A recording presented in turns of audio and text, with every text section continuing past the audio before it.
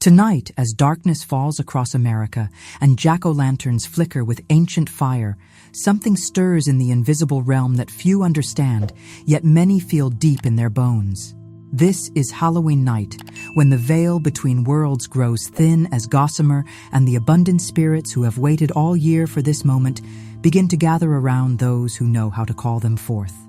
If you have found yourself here listening to these words, then you are no accident, and no coincidence brought you to this teaching tonight, because the spirits themselves guided your steps to this very moment where transformation begins.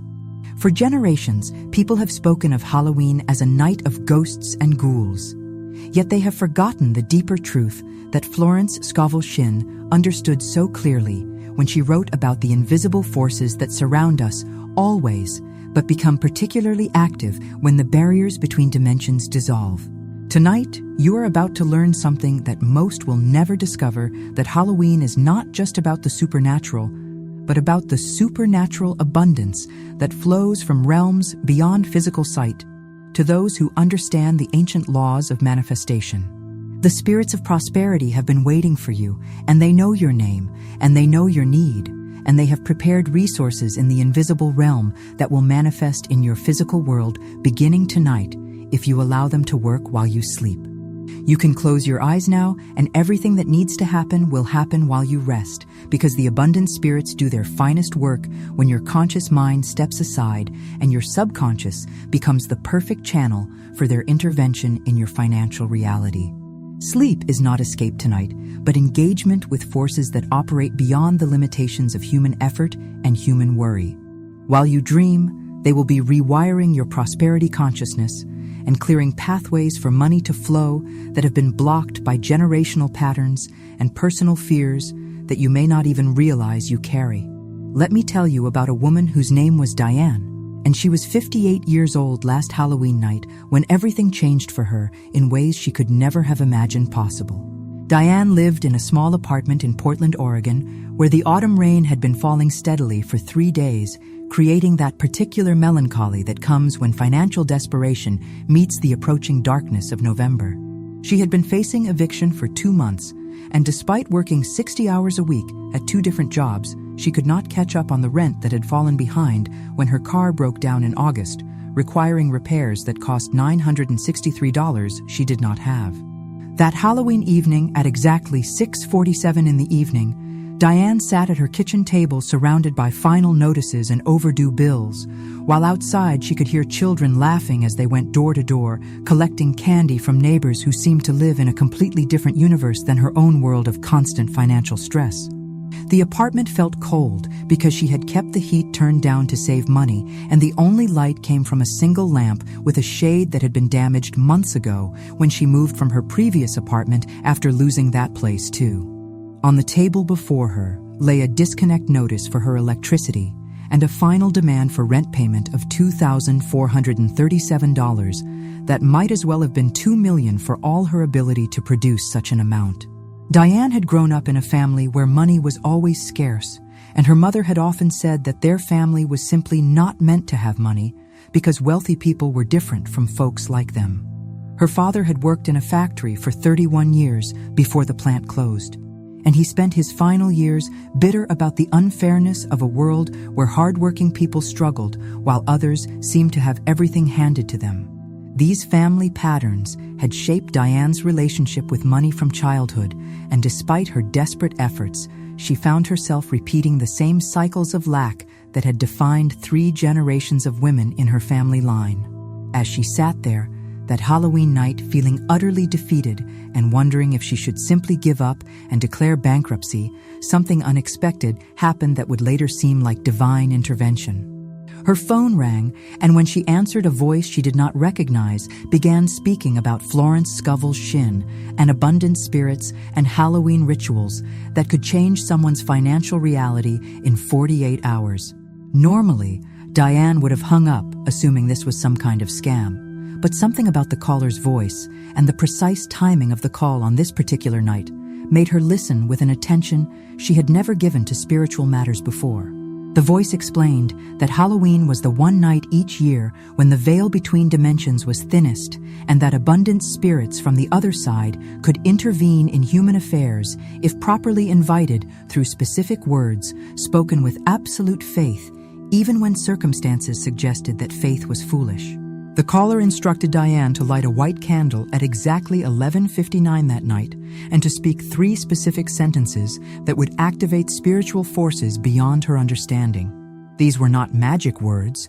but spiritual laws that Florence Scovel Shinn had discovered and taught throughout her life about the power of decreeing rather than requesting, and the difference between begging the universe and commanding invisible forces to align with divine will. At 11:59, that Halloween night, Diane lit the white candle she had found in a drawer and spoke the words she had been given, with a voice that trembled not from doubt, but from recognition that something profound was shifting in the atmosphere around her. She said, "I call forth the abundant spirits who serve the highest good, and I decree that ancient prosperity flows through me now, and I declare that my lineage is prosperous and free, and it is finished in the spirit realm." As she spoke these words, the candle flame began to flicker in ways that seemed impossible, since there was no wind in the apartment, and she felt a presence in the room that was unmistakably benevolent and unmistakably powerful.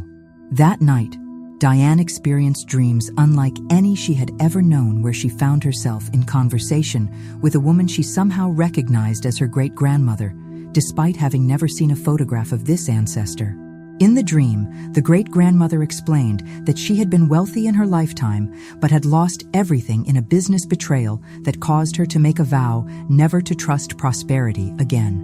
This vow had been passed down through the family line like an invisible inheritance of lack and limitation that each generation had unconsciously accepted as their fate. But tonight, the great-grandmother said the vow was being broken, and the natural prosperity of their bloodline was being restored through Diane's willingness to speak words of power on this sacred night when such things were possible. When Diane woke on November 1st, she noticed immediately that something fundamental had shifted in her internal landscape, because instead of the familiar dread about money that usually greeted her each morning, she felt an inexplicable sense of anticipation, as if something wonderful was about to happen. She went about her morning routine of getting ready for work, but found herself humming for the first time in months, and even smiling at her reflection in the bathroom mirror. The bills were still on the kitchen table, and her bank account still showed a balance of $37.52, but somehow these facts felt less threatening than they had the night before, as if they were temporary conditions rather than permanent realities. At 10:23 that morning, while Diane was working at her first job, answering phones for a medical office, she received a call that would prove the abundant spirits had indeed been working while she slept. The caller identified himself as an attorney representing the estate of a great-aunt that Diane barely remembered meeting once as a child. This great-aunt had passed away 6 months earlier, but the attorney explained that the estate had been difficult to settle because the deceased woman had left very specific instructions about how her assets were to be distributed, and had insisted that one particular heir be located despite the family having lost touch with her decades ago. The great-aunt had left Diane an inheritance of $8,743, along with a handwritten note that the attorney read over the phone. The note said that she had seen Diane in a dream the night before she passed away, and had been instructed by spiritual forces to ensure that this money reached her at the exact moment when she would need it most. The great-aunt had never been particularly religious or spiritual during her lifetime, but the dream had been so vivid and so insistent that she had changed her will to include this specific provision for a niece she had not seen since childhood. Within 48 hours of speaking those words on Halloween night, Diane had not only received the inheritance money, but had also been offered a better paying position at a company where a friend had recommended her for a job that seemed perfect for her skills and experience. The new job paid enough for her to move to a better apartment and begin saving money for the first time in her adult life.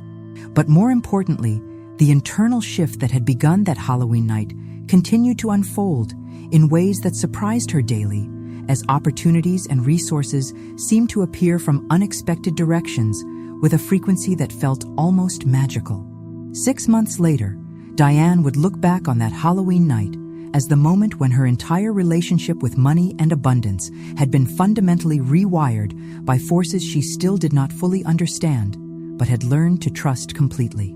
She had discovered that there are spiritual laws operating in the invisible realm that can override physical circumstances when activated by someone who understands how to align with higher powers through the precise use of words spoken with absolute faith at moments when the veil between worlds allows such interventions to occur. The transformation in Diane's life had been so complete that her friends and co-workers often commented on the dramatic change they witnessed, not only in her financial circumstances, but in her entire demeanor and energy that seemed to radiate confidence and peace where there had once been anxiety and desperation. Diane found herself naturally attracting opportunities and helpful people wherever she went, as if her internal transformation had somehow changed the frequency at which she vibrated and made her a magnet for positive experiences and beneficial connections. The new apartment she had been able to afford was in a neighborhood she had always admired, but never thought she could access, and the difference in her living environment had affected every aspect of her daily experience, from the quality of her sleep to her relationships with neighbors, who were kind, supportive people, rather than the stressed, struggling individuals who had surrounded her in her previous housing situation. Diane realized that her outer circumstances had shifted to match her inner transformation, and that this was how spiritual law worked to create lasting change rather than temporary improvement. Most remarkably, Diane discovered that her prosperity consciousness continued to expand and deepen with each passing week, as if the Halloween night activation had initiated an ongoing process of spiritual development that would continue throughout her lifetime. She began to understand money not as something to be earned through struggle, but as a form of spiritual energy that flowed naturally to those who aligned their consciousness with abundance principles rather than scarcity beliefs that had been programmed into most people from childhood. Diane's story had become an inspiration to others in her family who had watched her transformation with amazement and curiosity about how someone could change so dramatically in such a relatively short period of time. Several family members had asked Diane to share what she had learned, and she had begun to understand that her breakthrough was meant to serve not only her own needs, but also to demonstrate to others that financial limitation was not their permanent fate, but rather a temporary condition that could be transformed through spiritual understanding. The abundant spirits had used Diane's willingness to trust and act on spiritual guidance as a way to create proof that their assistance was real and available to anyone ready to receive it with faith rather than skepticism. Diane's experience had become a testimony to the power of Halloween night activation and the reality of invisible forces that work continuously to support human prosperity when consciousness is properly aligned with divine will rather than human limitation and fear about money and material security. If this teaching resonates with you, and if you feel you were guided here tonight, then I invite you to subscribe to this channel now. And it is not for me, but it is so that you receive each new teaching from Florence Scovel Shinn at the exact moment your soul needs it, because the abundant spirits work through all forms of communication, including these videos, to reach those who are ready to receive prosperity beyond their current circumstances. When you subscribe, you join thousands of others who have discovered that spiritual laws can transform financial realities in ways that seem impossible to those who rely only on human effort and physical action. The subscription itself becomes a spiritual act of commitment to your own prosperity transformation, because it demonstrates to the abundant spirits that you are serious about receiving ongoing guidance and support, rather than seeking quick fixes or temporary solutions that do not address the deeper spiritual causes of financial limitation. The spirits recognize genuine seekers by their willingness to invest time and attention in learning spiritual principles rather than looking for shortcuts that bypass the consciousness transformation necessary for lasting abundance. When you subscribe, you also join what Florence Scovel Shinn called the invisible congregation of prosperity seekers who support each other through spiritual connection rather than physical proximity, because consciousness recognizes no geographical boundaries and spiritual energy flows between aligned souls, regardless of their location in physical space. This network of subscribers becomes a powerful force for collective manifestation, where each person's success strengthens the field for everyone else who participates in this spiritual community. And in the comments, I invite you to write only 3 words, which are, "I am receiving now." And this is not an affirmation, but a decree. And when you write these words, you activate what Florence Scovel Shinn called the law of collective witness, where thousands of souls writing the same decree create a spiritual field that strengthens the manifestation for everyone involved. Your written decree becomes part of an invisible network of abundance that supports not only your prosperity, but the prosperity of all who participate in this ancient spiritual practice. The power of collective decreeing cannot be underestimated because spiritual energy amplifies when focused toward common purpose by multiple people who understand that individual prosperity serves collective good rather than creating separation between those who have and those who have not.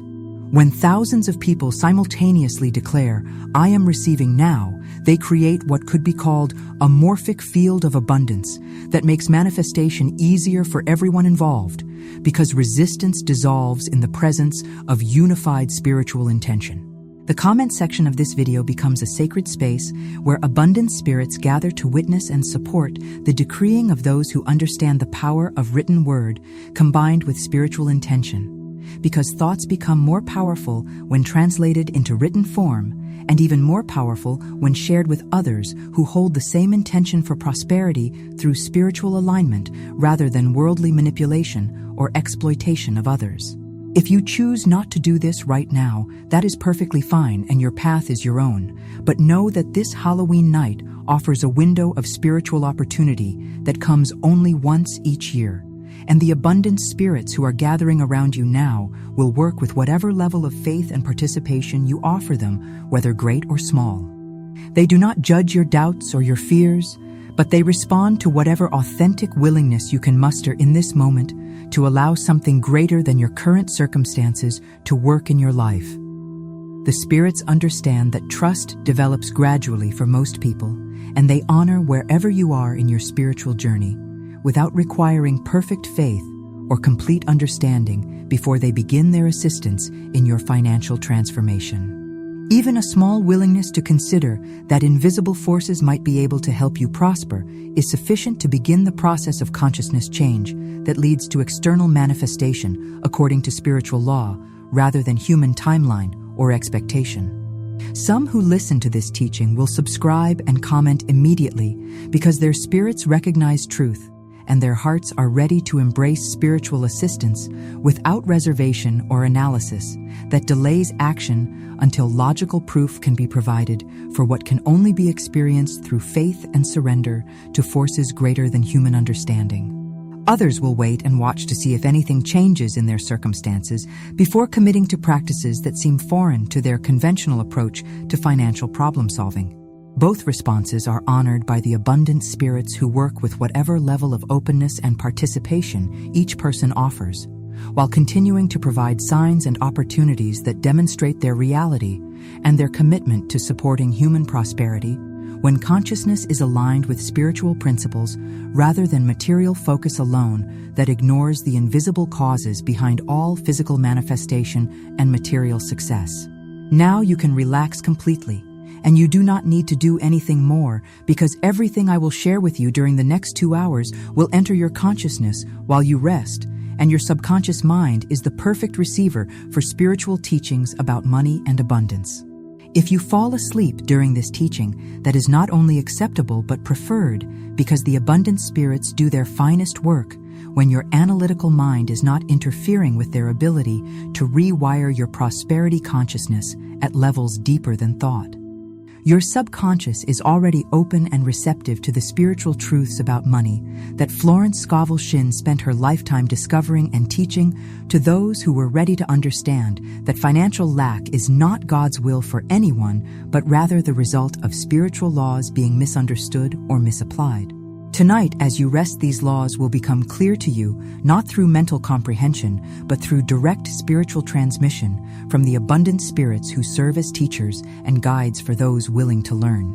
Sleep becomes a sacred space tonight, where transformation happens naturally without effort or struggle, because consciousness relaxes its grip on limitation and allows spiritual truth to penetrate the deeper layers of awareness, where beliefs about money are stored and where lasting change originates. The abundant spirits prefer to work while you sleep because your conscious mind cannot interfere with their ability to plant new seeds of prosperity consciousness that will grow and manifest in your physical reality according to divine timing.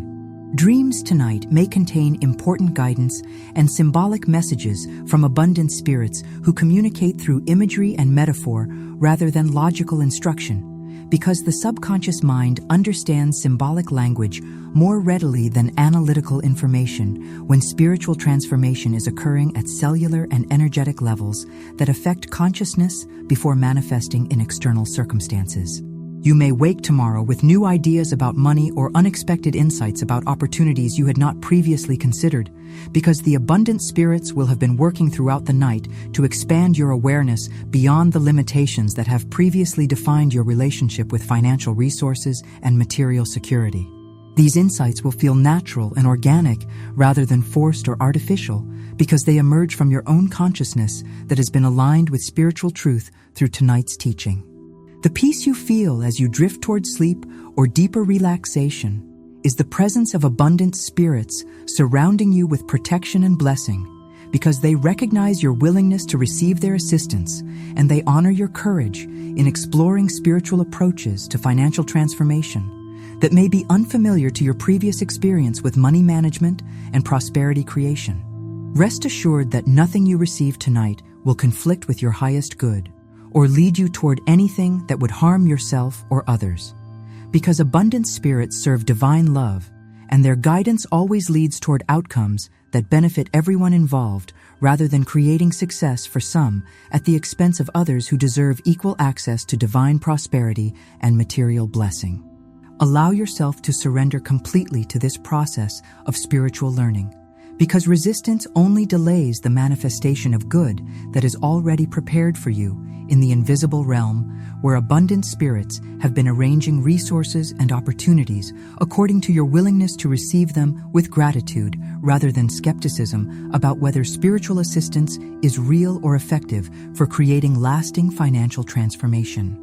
The warmth you may feel, or the sense of presence around you, is the abundant spirits gathering to begin their work in your consciousness and in the invisible realm where manifestation originates before appearing in physical form through what appear to be natural circumstances but are actually spiritually orchestrated events that serve divine will for universal prosperity rather than scarcity and limitation that contradict divine nature.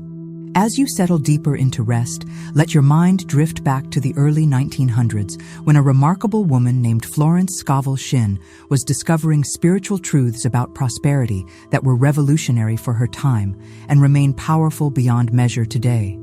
Florence lived and taught in New York City during an era when speaking about spiritual laws and invisible forces required tremendous courage, because such ideas were considered radical by most religious institutions and completely impossible by the scientific establishment of that period. Florence Scovel Shinn understood something that few of her contemporaries grasped, which was that Halloween and the ancient Celtic celebration of Samhain represented far more than superstition or entertainment, but rather marked the one night each year when communication between the physical world and the spirit realm became not only possible but remarkably clear for those who understood how to establish such contact. She recognized that Halloween was connected to the ancient Celtic tradition of Samhain, when the ancestors were honored and consulted about matters affecting the living, and when the wisdom of those who had passed beyond the veil could be accessed by their descendants. During her years of teaching and writing, Florence discovered that many of the financial struggles people experienced were not simply personal challenges, but generational patterns that had been passed down through family lines, like invisible inheritances of limitation and lack. She understood that ancestors who had experienced poverty trauma, war, and financial devastation often inadvertently passed these experiences to their descendants through what she called spiritual imprints that affected the money consciousness of future generations until someone in the family line learned how to break these patterns through spiritual intervention. Florence taught that Halloween night provided the optimal conditions for healing these generational money patterns, because the veil between worlds allowed direct communication with ancestors who wanted nothing more than to see their descendants prosper and thrive beyond the limitations that may have defined their own earthly experience.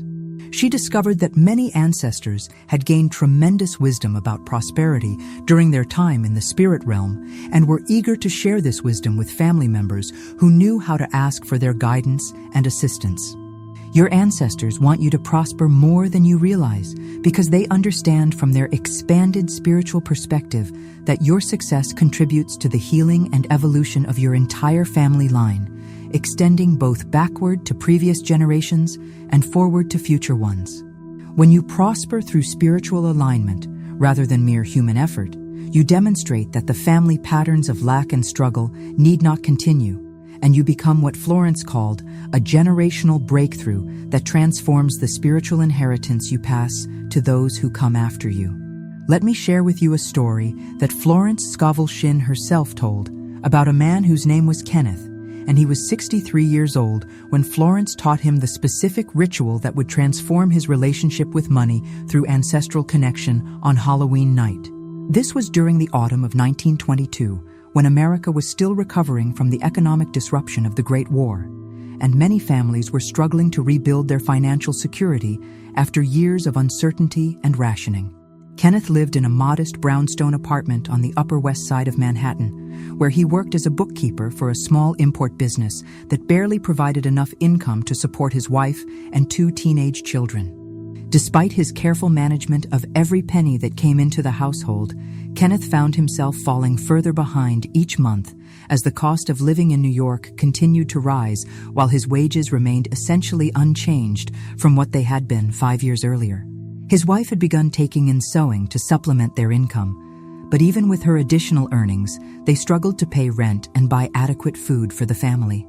Kenneth had grown up hearing stories about his grandfather, who had been a successful merchant in Ireland before immigrating to America in the 1870s. But these family stories seemed like fairy tales compared to the financial reality that Kenneth faced daily.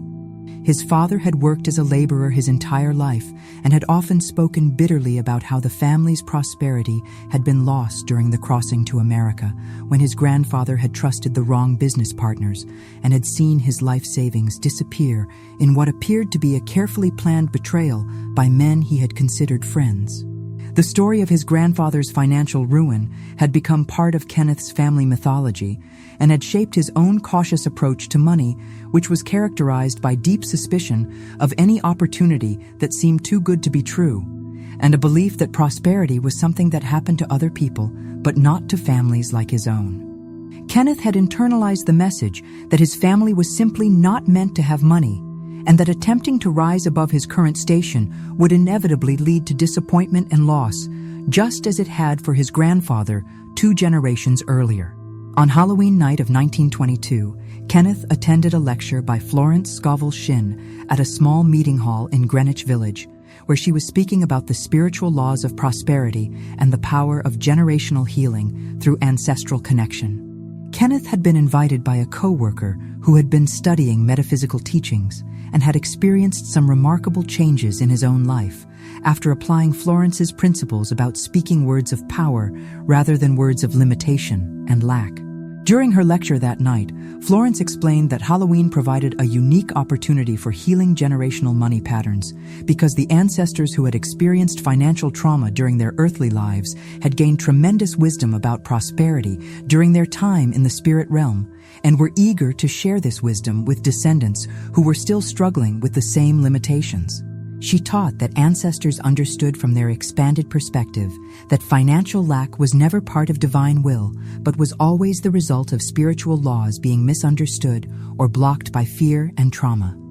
Florence instructed Kenneth and the other attendees to return home that night and create a simple altar with a white candle and a photograph or memento representing a prosperous ancestor, even if they had to imagine such an ancestor if no specific information was available about their family's financial history. She explained that the abundance spirits could work through bloodline connections regardless of whether the conscious mind had access to detailed family information, because spiritual DNA carried prosperity codes that could be activated through proper ritual and decree. At exactly 11:45 that Halloween night, Kenneth lit a white candle in his small apartment bedroom and placed beside it a photograph of his grandfather that had been taken shortly after the family's arrival in America, when hope for prosperity still lived in the older man's eyes. Kenneth had never attempted anything resembling spiritual ritual before, but something about Florence's teaching had awakened a deep knowing within him that ancestral wisdom was available if he had the courage to ask for it directly. Kenneth spoke the words that Florence had taught, saying, "I call upon my ancestor who understood prosperity, and I ask for your wisdom about money and abundance, and I decree that our family line is healed of all poverty consciousness beginning now."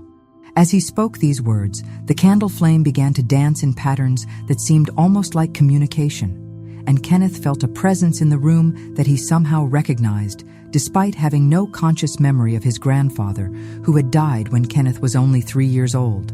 That night, Kenneth experienced the most vivid dream of his entire life, in which his grandfather appeared not as an old man, but as he had been during his prosperous years in Ireland, when his shipping business had made him one of the wealthiest merchants in County Cork. In the dream, the grandfather explained that his financial ruin in America had not been caused by bad business judgment, but by his failure to understand spiritual laws about money that he had learned only after crossing to the spirit realm. The grandfather revealed that prosperity was not something to be earned through struggle and effort, but something to be received through alignment with spiritual principles that Florence Scovel Shinn was now teaching to those ready to understand them. He explained that his earthly mistake had been trusting in human effort alone rather than calling upon spiritual forces that could have protected his investments and guided his business decisions through divine wisdom rather than human reasoning. Most importantly, the grandfather told Kenneth that the family's financial struggles over the past 2 generations had been intended as preparation for this moment when someone in the family line would be ready to receive and apply spiritual wisdom about money that would restore the natural prosperity that was their spiritual birthright. He said that Kenneth had been chosen not by accident, but by divine appointment to be the one who would break the generational pattern of lack and establish a new inheritance of abundance for future generations. When Kenneth woke on November 1st, he felt as though he had been fundamentally changed at a cellular level because the fear and anxiety about money that had plagued him for years had been replaced by an unshakable sense that his financial situation was about to transform in ways he could not yet imagine, but somehow knew with absolute certainty would occur. He went to work that morning with an energy and enthusiasm that his co-workers noticed immediately, and throughout the day, he found himself making business suggestions and seeing opportunities that had been invisible to him just 24 hours earlier. Within 1 week of his Halloween night ritual, Kenneth had identified a significant bookkeeping error that had been costing his employer approximately $200 per month for over a year,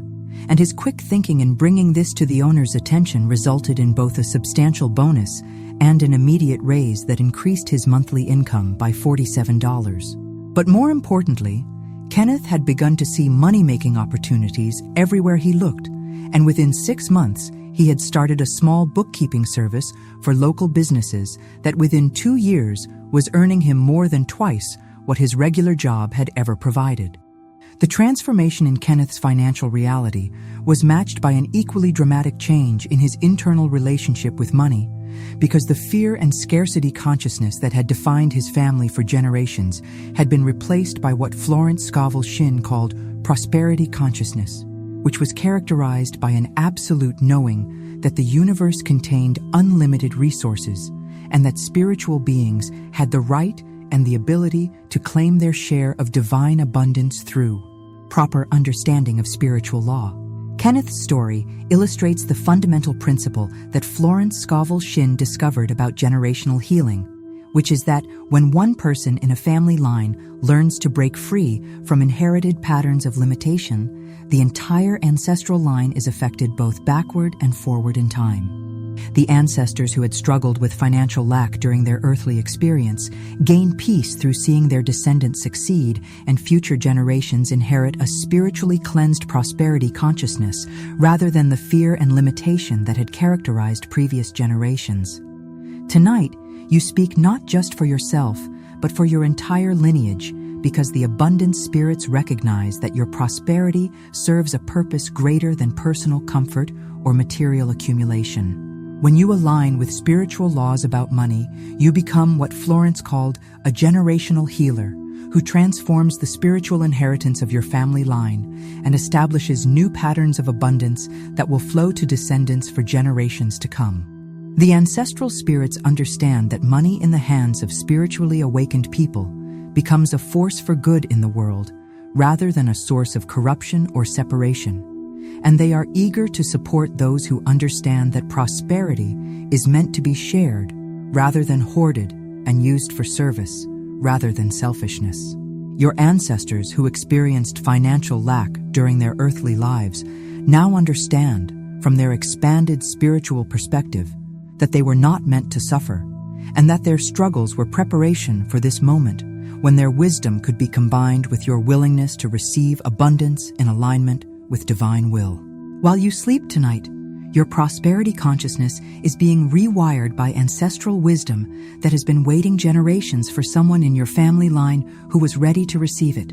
And the abundant spirits are clearing generational patterns of fear and limitation that may have affected your family for hundreds of years. You do not need to know the specific details of your family's financial history, because spiritual DNA carries prosperity codes that can be activated regardless of conscious knowledge about ancestral experiences. As you continue resting in this sacred space, between waking and sleeping, let your consciousness drift deeper into the mystical realm where words are not merely sounds or symbols, but living forces that create reality according to the intentions and faith of those who speak them. Florence Scovel Shinn understood better than perhaps anyone of her generation that words spoken with proper spiritual authority become bridges between the physical world and the invisible realm where all manifestation originates and all abundance exists in unlimited supply, waiting to be called forth by those who understand the ancient laws of spiritual command. Tonight, on this Halloween, when the veil between dimensions has grown thin as morning mist, your words carry power they do not possess during ordinary times, because the abundant spirits are listening with heightened attention and responding to properly spoken decrees with immediate action in the invisible realm where all physical manifestation begins. Florence taught that words are not descriptions of reality, but commands that shape reality according to the spiritual authority of the person speaking them. And tonight, that authority is amplified by forces beyond normal human experience. The word spoken in spiritual truth becomes what Florence called a decree, which differs from a prayer or affirmation, in that it does not ask or hope, but commands invisible forces to align with divine will as expressed through the human voice surrendered to spiritual purpose. Tonight, your words travel farther than usual, because the abundant spirits who serve divine prosperity are gathering in unprecedented numbers around those who understand that Halloween represents not supernatural entertainment, but supernatural opportunity for financial transformation. Let me tell you about a woman whose name was Sharon, and she was 59 years old last October 31st when she discovered the power of speaking words as spiritual decrees rather than mere expressions of hope or desperation. Sharon lived in a small house in Phoenix, Arizona, where she had moved 3 years earlier, hoping that a change of location might improve her financial situation after losing her job of 17 years, when the insurance company where she worked was purchased by a larger corporation that eliminated her position along with 200 others. Despite her experience and excellent work record, Sharon had been unable to find employment that paid anywhere near what she had earned previously, and she had been forced to take a series of part-time positions that together barely covered her basic living expenses while providing no benefits or job security. Her savings had been depleted within the first year after her job loss, and she had been living on credit cards for 18 months, creating a debt burden that grew larger each month despite her desperate efforts to find better employment. Sharon had always been a practical woman who believed in hard work and personal responsibility. But by October of that year, she had applied for over 300 positions without receiving a single job offer that would allow her to support herself with dignity and financial stability. The rejection letters and lack of responses to her applications had begun to erode her confidence and self-worth in ways that affected every aspect of her life, including her relationships with family and friends, who seemed unable to understand why someone with her qualifications could not find appropriate work. The stress of prolonged financial uncertainty had begun to affect Sharon's health as well, and she had developed chronic insomnia and digestive problems that her doctor attributed to anxiety and worry about her financial future. Sharon had never been particularly interested in spiritual or metaphysical teachings, but desperation had led her to explore options she would never have considered during more stable times in her life, including attending a lecture about Florence Scovel Shinn's teachings on the power of spoken words to transform circumstances. On Halloween afternoon, Sharon received a phone call from her elderly neighbor who had attended the lecture with her and who had been experimenting with what she called speaking words of power instead of words of worry and fear. The neighbor explained that she had been reading Florence Scovel Shinn's books and had learned that Halloween night provided optimal conditions for what Florence called word magic, which was the practice of speaking spiritual decrees that activated invisible forces to create desired changes in physical reality. The neighbor told Sharon that Florence had taught specific words for financial transformation that were particularly powerful when spoken on Halloween because the abundant spirits were more active and responsive during times when the veil between worlds was thinnest. She explained that these were not magic words in the sense of superstition, but spiritual laws expressed through human speech that aligned earthly consciousness with divine prosperity principles that operated continuously but were most accessible during certain spiritual seasons. At exactly midnight on Halloween, Sharon stood in her small kitchen holding a piece of paper on which she had written the words her neighbor had shared with her. And despite feeling somewhat foolish, she spoke these words aloud with as much faith as she could summon from her desperate circumstances. She said, "Ancient prosperity flows through me now, and my grandmother, who understood abundance, guides my path, and I decree that financial doors open before me, and it is finished in the spirit realm where all things are already accomplished." As Sharon spoke these words, something extraordinary happened that she would later struggle to describe to others because it involved sensations and perceptions that seemed beyond normal human experience. The air in the kitchen seemed to shimmer with an energy she had never felt before, and she heard what sounded like whispers of encouragement in a voice that reminded her strongly of her grandmother, who had been deceased for 15 years, but who had always seemed to possess a mysterious ability to attract money and opportunities even during the Depression, when most people struggled terribly. That night, Sharon dreamed that she was having a conversation with her grandmother, who appeared exactly as she had during Sharon's childhood, when visits to grandmother's house had always involved wonderful meals and small gifts that seemed to appear from nowhere despite the older woman's modest pension income. In the dream, the grandmother explained that she had learned the secret of abundance late in her earthly life from an elderly woman who had taught her that money was a spiritual energy that responded to faith and gratitude rather than worry and effort. The grandmother revealed that she had been watching Sharon's struggles from the spirit realm and had been waiting for the right moment to offer guidance about prosperity principles that she had discovered too late in her own life to share with family members while she was still in physical form. She explained that Sharon's job loss had been divinely orchestrated not as punishment, but as preparation for a much better opportunity that would allow her to use her skills in ways that served others while providing the financial abundance she needed and deserved. Most importantly, the grandmother told Sharon that the words she had spoken on Halloween night had activated what Florence Scovel Shinn called the law of supply, which ensures that every person's genuine needs are met through divine channels that often appear impossible or unlikely to human reasoning, but operate with perfect precision when spiritual laws are properly understood and applied. When Sharon woke on November 1st, she felt a profound shift in her internal landscape because the fear and desperation that had dominated her thoughts for months had been replaced by an inexplicable but unshakable sense that her financial situation was about to change dramatically for the better.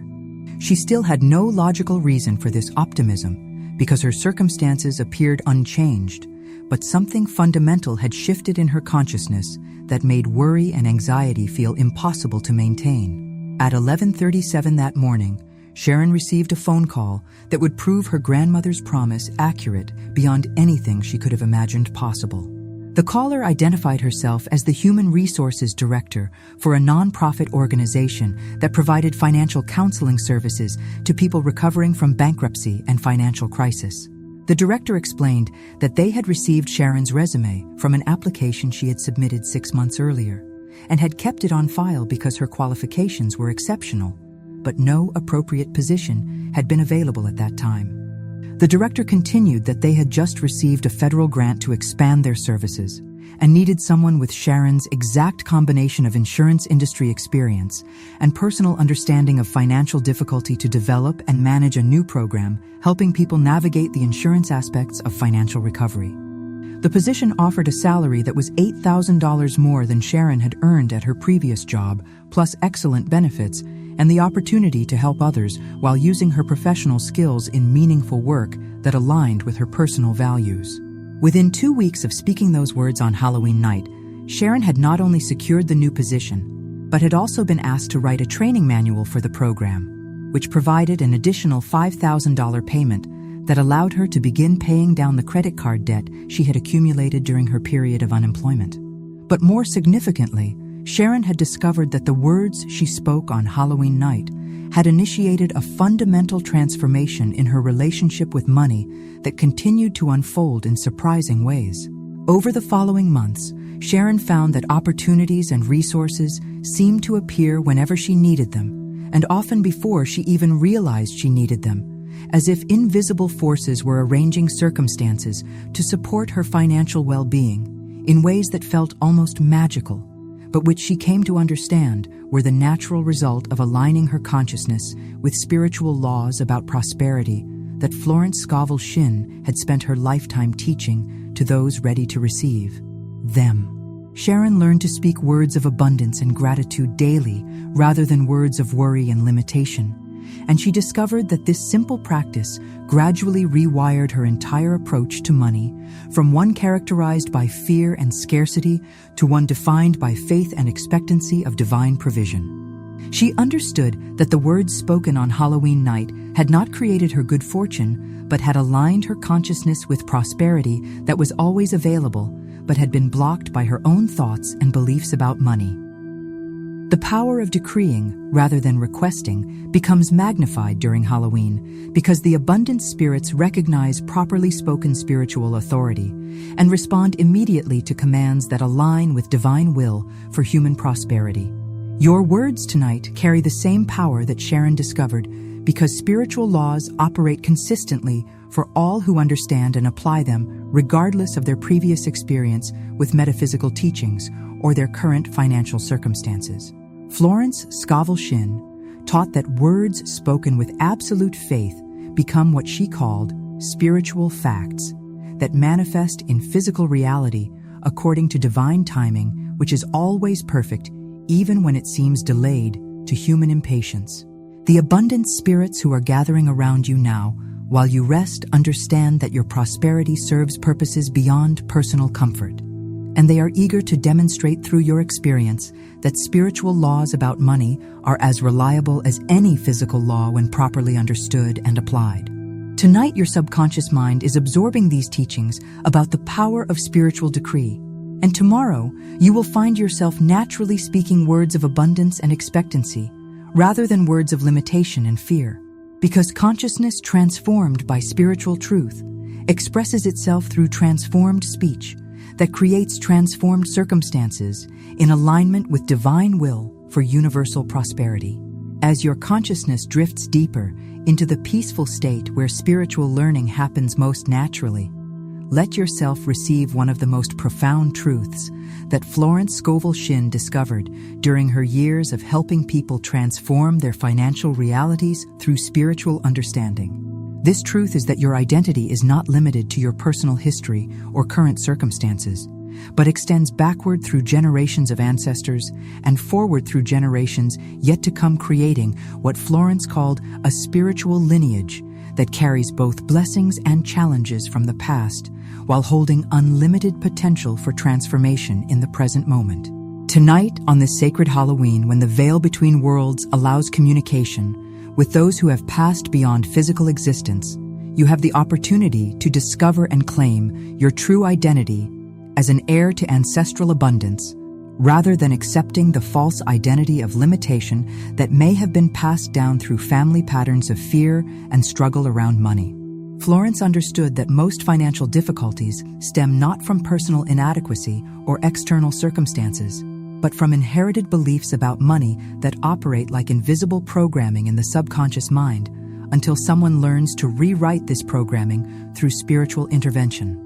You carry within your very DNA the memories and experiences of ancestors who understood prosperity and who succeeded in creating abundance during their earthly lives, even though these positive financial patterns may have been obscured by more recent generations who experienced trauma, war, economic depression, or other circumstances that created fear-based beliefs about money.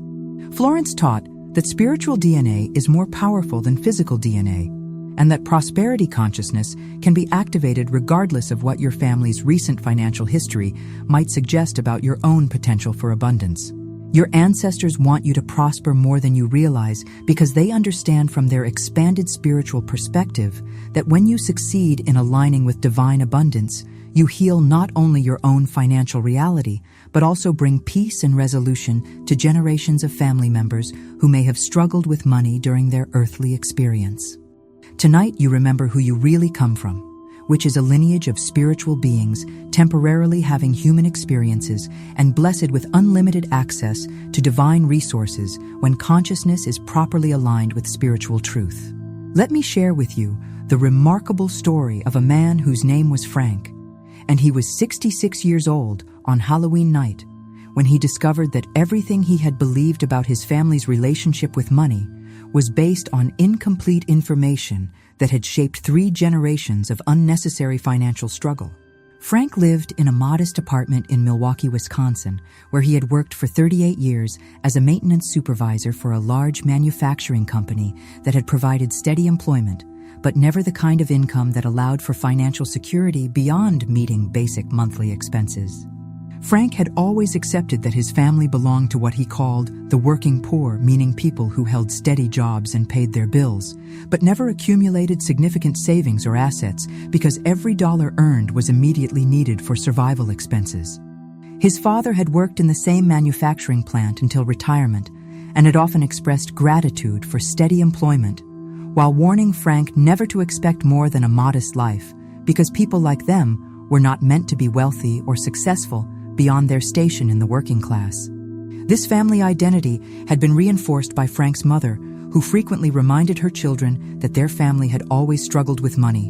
and that dreaming of prosperity was not only unrealistic, but somehow morally questionable, because it suggested dissatisfaction with God's will for their lives. Frank's parents had lived through the Great Depression and had developed a deep suspicion of any financial opportunity that promised more than minimal security, because they believed that dramatic prosperity was either dishonest or temporary, and that ordinary people should be content with ordinary circumstances. Throughout his adult life, Frank had internalized these family messages about money and had never seriously considered the possibility that he might be capable of creating genuine financial abundance, because such thinking seemed inconsistent with his family identity and potentially disrespectful to parents who had worked hard to provide what they could within severe limitations.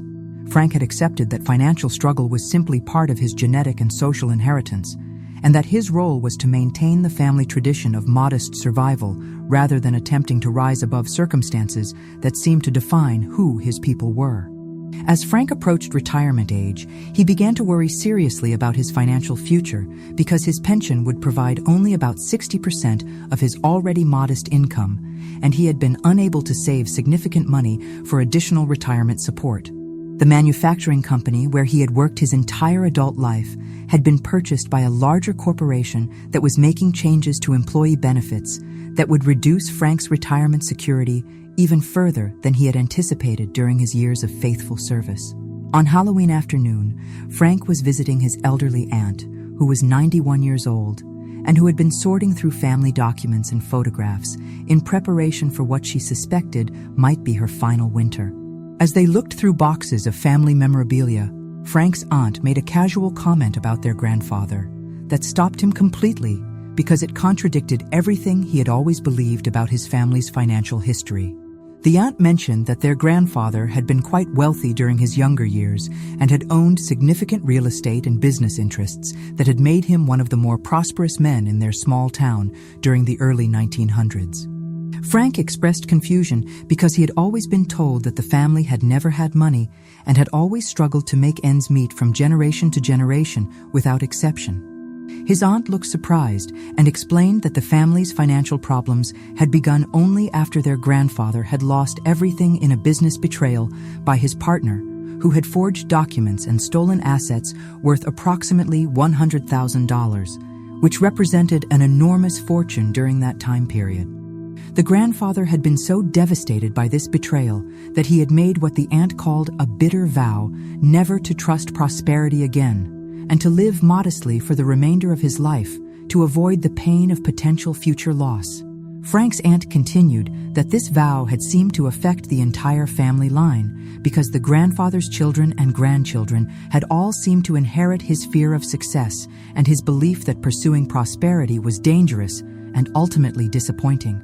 She said that she had often wondered if someone in the family would eventually break free from this inherited limitation because the grandfather had been naturally gifted with business sense and financial intuition that should have been passed down to future generations along with his traumatic experience. That Halloween night, Frank lay in bed thinking about this revelation and wondering if his own financial struggles and those of his father and grandfather might be connected to spiritual patterns that could be changed rather than genetic limitations that had to be accepted as permanent reality. He had never been particularly spiritual or metaphysical in his thinking, but something about learning this family secret on Halloween night felt significant in ways he could not quite articulate or understand. At exactly 12:37 in the morning, Frank found himself speaking aloud to his deceased grandfather in what felt like prayer, but was actually what Florence Scovel Shinn would have called a spiritual decree. Frank said,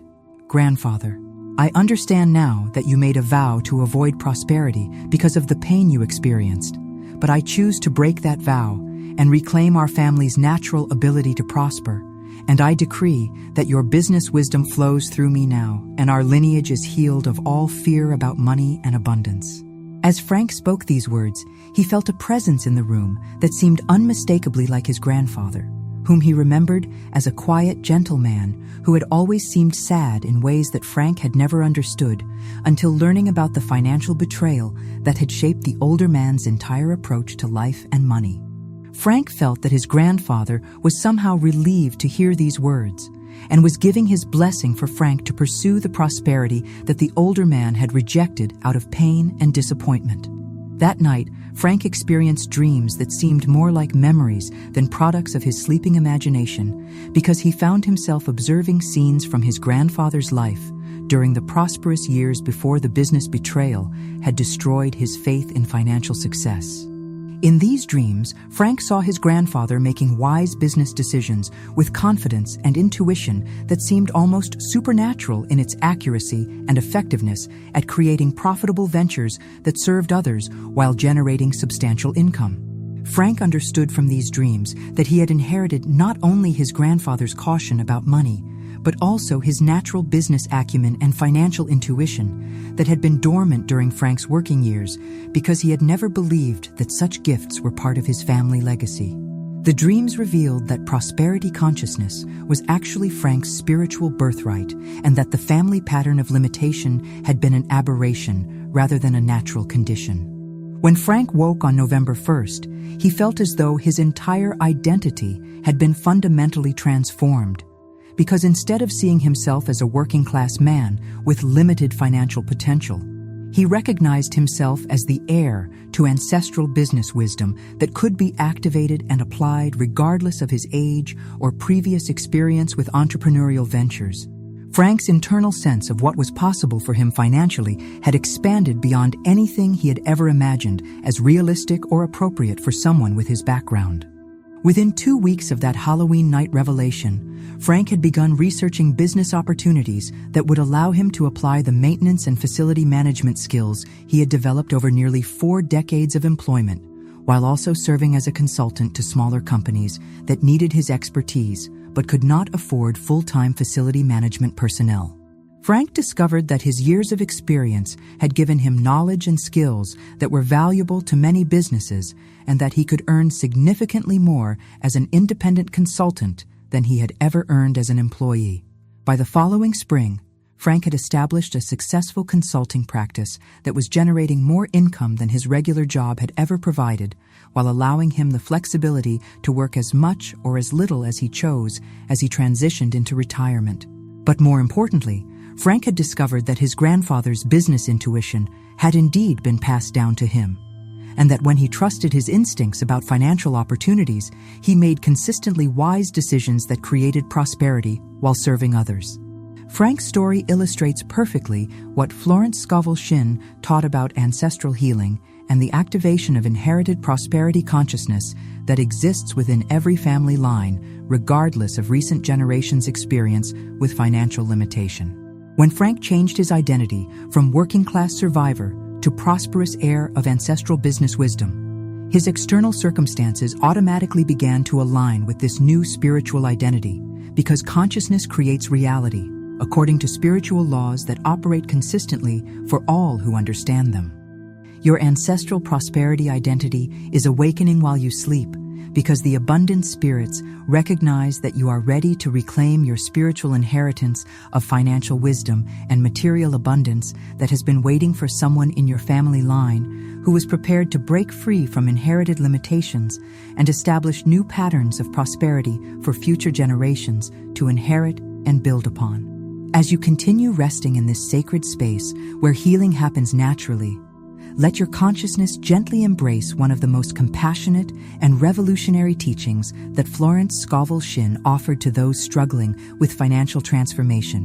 which is that resistance to abundance is not a character flaw or spiritual weakness, but rather consists of what she called lost spirits from your past and your family's past that are crying out for healing and integration rather than fighting or suppression through willpower and effort. These resistances that arise when you begin to align with prosperity consciousness are often the voices of ancestors who experienced financial trauma during their earthly lives and who made sacred vows to protect themselves and their descendants from the pain of financial loss, even though these protective vows have become sources of limitation that prevent the very abundance they were intended to safeguard. Florence understood that Halloween night provides optimal conditions for what she called spiritual reconciliation, where these lost spirits of fear and scarcity can be lovingly guided into the light of truth rather than battling against them as if they were enemies. Tonight, as the veil between worlds allows communication with all levels of spiritual reality,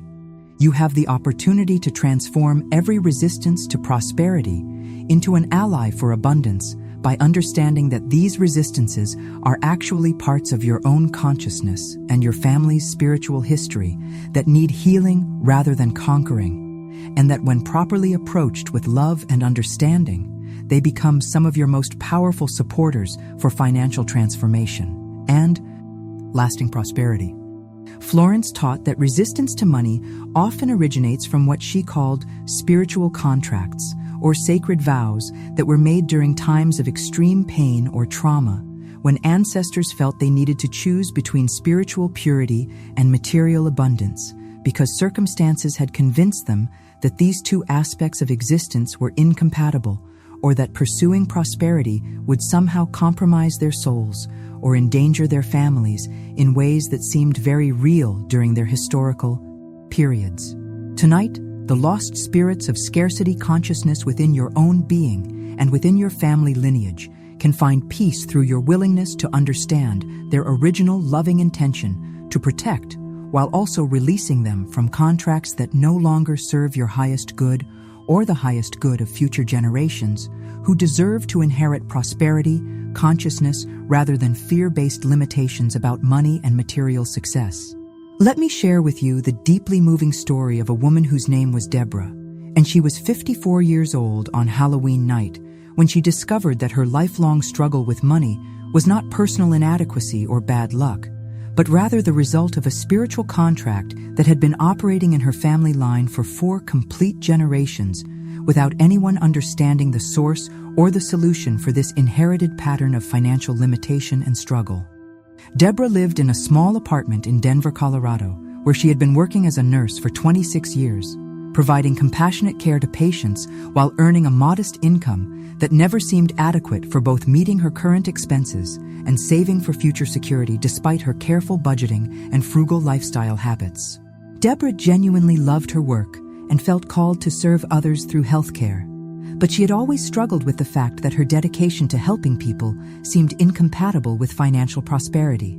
Throughout her adult life, Deborah had noticed a disturbing pattern that affected not only herself, but also her mother, grandmother, and great-grandmother, who had all been caring, generous women devoted to serving others, but who had all died with very little money, despite working hard throughout their lives and making significant sacrifices to help family members and community members in need of support and assistance. Deborah had begun to wonder if there was some kind of family curse or genetic predisposition that prevented the women in her lineage from ever accumulating substantial financial resources. This pattern had become particularly painful for Deborah because she had spent years caring for her aging mother who had developed dementia and required expensive care that depleted what little savings the older woman had accumulated during her lifetime of work as a teacher and community volunteer. Deborah had contributed her own savings to supplement her mother's care and had gone into debt to ensure that her mother received appropriate medical attention and comfortable living arrangements during her final years. After her mother's death, Deborah found herself facing retirement age with virtually no financial security, despite having worked continuously since college graduation and having lived modestly throughout her adult life without expensive habits or wasteful spending patterns that might explain her chronic financial difficulty. Deborah had begun to feel hopeless about her financial future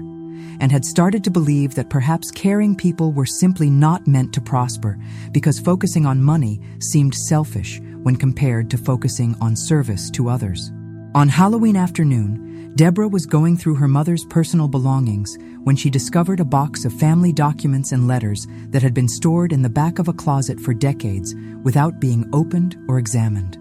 Among these papers, Deborah found a letter written by her great-great-grandmother during the Civil War period that contained information about the family's spiritual history that completely explained the financial patterns that had affected 4 generations of women in their lineage. The letter revealed that Deborah's great-great-grandmother had been a woman of substantial wealth and social position before the Civil War, but had lost everything, including her husband and 2 sons, during the conflict, while watching many wealthy families use their resources in ways that seemed to contribute to rather than alleviate the suffering around them. The great-great-grandmother had been so devastated by these losses and so disgusted by what she perceived as the moral corruption of wealth during wartime that she had made a sacred vow to renounce material prosperity for herself and her descendants. In the letter, the great-great-grandmother had written that she was making this vow as a form of spiritual protection for future generations, because she believed that avoiding wealth would keep her family safe from the kind of losses and moral compromises that she had witnessed among wealthy families during the war.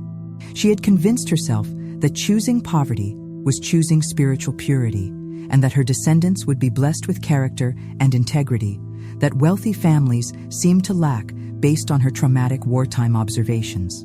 The letter continued that the great-great-grandmother had prayed specifically that her female descendants would be called to lives of service rather than lives of accumulation, and that they would find their fulfillment in helping others rather than in acquiring material possessions or financial security for themselves. She had written this as if it were a blessing, but Deborah immediately recognized it as the source of the family pattern that had kept 4 generations of caring women in financial struggle despite their dedication and hard work. That Halloween night, Deborah felt called to what she would later describe as a spiritual healing session for her entire family lineage because she understood that her great-great-grandmother's vow had been made from love and good intentions, but had created unintended consequences that needed to be released through forgiveness and understanding rather than anger or resentment toward an ancestor who had acted from trauma and limited spiritual understanding. At exactly 11 o'clock that Halloween night, Deborah lit a white candle and placed her great-great-grandmother's letter beside it while speaking directly to the ancestor who had made the vow that had shaped so many lives in ways that were no longer serving the highest good of the family or the people they were meant to serve through their prosperity as well as their compassion. Deborah said, "Great-great-grandmother, I understand that you made this vow from love and desire to protect us, but I am ready to release this contract because I now understand that prosperity and service can work together rather than against each other." Deborah continued, "I forgive the circumstances that led you to believe that money was incompatible with spiritual purity, and I release you from the burden of this vow that you have been carrying for over 150 years, and I decree that our family line is now free to serve others from abundance rather than from limitation, and that our prosperity will multiply our ability to help people rather than diminishing our character or compromising our souls." As Deborah spoke these words of release and forgiveness, she felt an extraordinary presence in the room that seemed to be her great-great-grandmother responding to this spiritual healing with tremendous relief and gratitude, because the ancestor had indeed been carrying the burden of seeing generation after generation of women struggle financially as a result of her well-intended but misguided vow to protect them through poverty rather than empowering them through prosperity. That night, Deborah experienced what felt like a spiritual visitation, where her great-great-grandmother appeared not as she had been during the traumatic Civil War period, but as she had been during her younger years, when wealth and social position had allowed her to help many people through charitable work and community leadership that had been possible only because of her financial resources and social influence. In this spiritual encounter, the great-great-grandmother revealed that she had learned during her time in the spirit realm that money in the hands of caring people becomes a force for tremendous good in the world, and that her earthly mistake had been confusing the misuse of wealth by some people with wealth itself being inherently corrupting or spiritually dangerous. She explained that Deborah and her female ancestors had been meant to prosper specifically because their caring nature and dedication to service would ensure that any financial abundance they received would be used wisely and compassionately.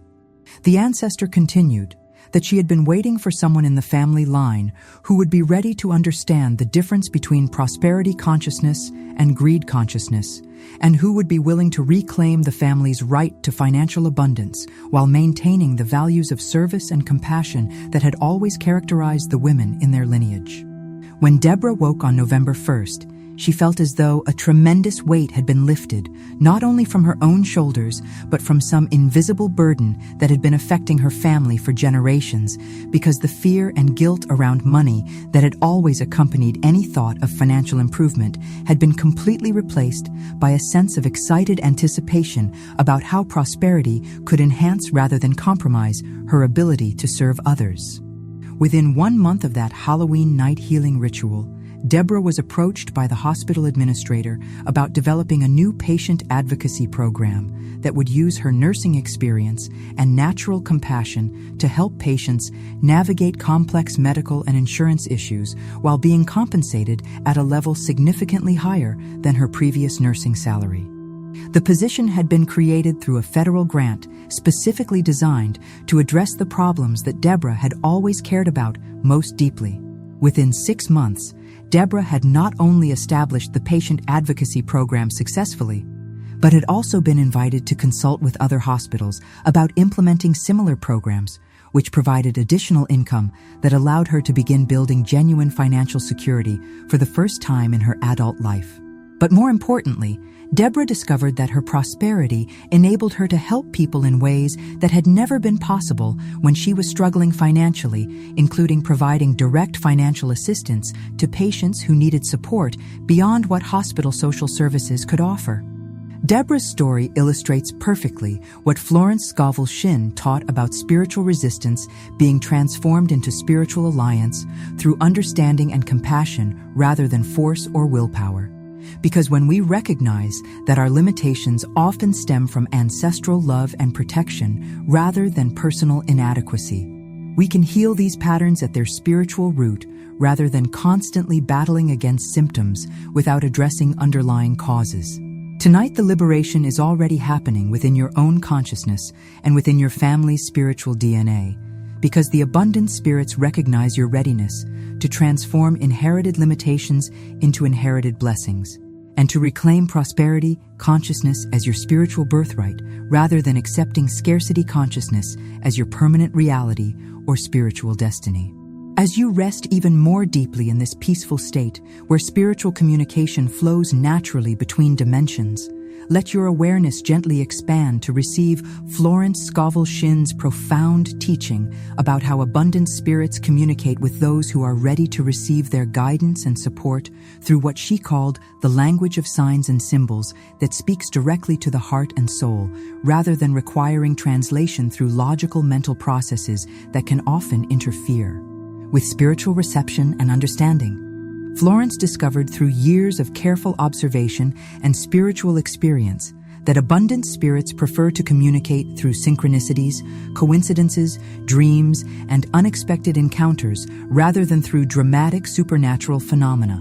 because subtle communication allows those receiving guidance to maintain their free will and develop their spiritual discernment rather than being overwhelmed by experiences that might create fear or dependence rather than empowerment and wisdom. Tonight, on this sacred Halloween, when the veil between worlds has become thin as gossamer, the abundant spirits are preparing to send you signs and symbols that will confirm their active involvement in your financial transformation and will provide ongoing guidance about opportunities and timing as your prosperity consciousness continues to unfold and manifest in your physical reality according to divine will and perfect spiritual law. The abundant spirits understand that you are learning to recognize their language, and they will begin with subtle signs that might seem like mere coincidence to others, but will carry unmistakable meaning for you, because your spiritual sensitivity has been activated through tonight's teaching and your willingness to align with forces greater than human effort alone. Florence taught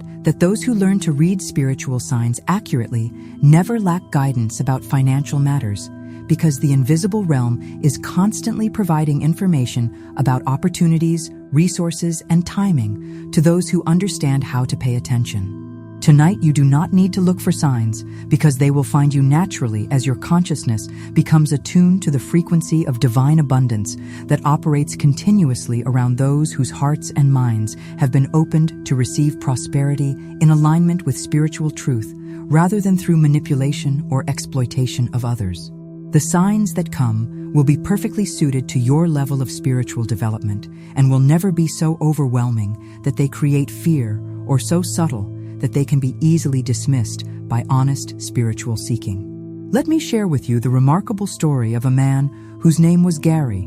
and he was 62 years old on Halloween night when he learned to recognize and interpret the language of abundant spirits through a progression of signs that began within hours of his decision to trust spiritual forces rather than relying exclusively on human effort to solve his financial difficulties and create security for his approaching retirement years. Gary lived in a small house in Omaha, Nebraska, where he had worked for 34 years as an insurance adjuster for a company that had provided steady employment, but never the kind of income that allowed for substantial retirement savings beyond the basic pension plan that would provide only minimal support during his non-working years. Gary had always been a practical, logical man who approached problems through careful analysis and systematic effort, but had reached a point where conventional solutions seemed inadequate for his financial challenges. During the months leading up to that, Halloween, Gary had become increasingly concerned about his financial future because his company had been purchased by a larger corporation that was implementing changes to employee benefits that would significantly reduce the retirement security he had been counting on after decades of faithful service. Gary had attempted to supplement his retirement savings through part-time work and careful budgeting, but had made little progress toward accumulating the kind of financial cushion that would allow him to retire with dignity and security. Gary had never been particularly spiritual or interested in metaphysical teachings, but financial desperation had led him to attend a lecture about Florence Scovel Shinn's principles for prosperity manifestation that was being presented at a local community center by a speaker who claimed that spiritual laws could create financial transformation, even for people who had never succeeded with traditional approaches to money management and wealth building. The speaker had explained that Halloween night provided optimal conditions for establishing communication with abundant spirits who could provide guidance and assistance for financial transformation, but only for those who were willing to trust spiritual intelligence rather than relying exclusively on human reasoning and conventional financial strategies that had already proven inadequate for creating the security and prosperity they desired. Gary left the lecture feeling skeptical, but also intrigued, because the speaker had shared several stories about people who had experienced dramatic financial improvements after learning to recognize and follow spiritual guidance about money matters and business opportunities that appeared to come from sources beyond normal human networking or conventional financial education. On Halloween night, Gary decided to conduct what he privately called an experiment in spiritual communication by asking abundant spirits to provide clear signs about whether they were real and whether they could actually help him create financial security through means that he had not previously considered or attempted.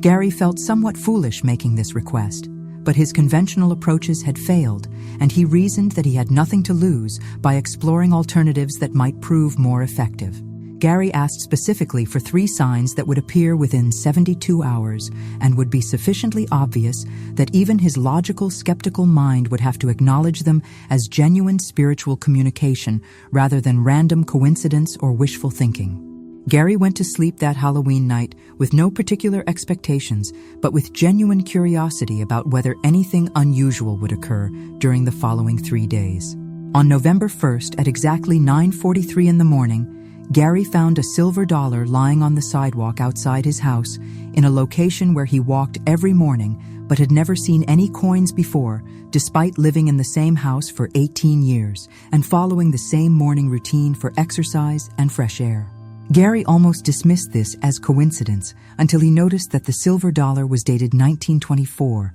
which was the year his grandfather had been born and which seemed too specific to be random chance. Gary decided to consider this first sign as potentially meaningful spiritual communication and continued his normal activities while remaining alert for additional signs that might appear during the remaining time frame of his spiritual experiment.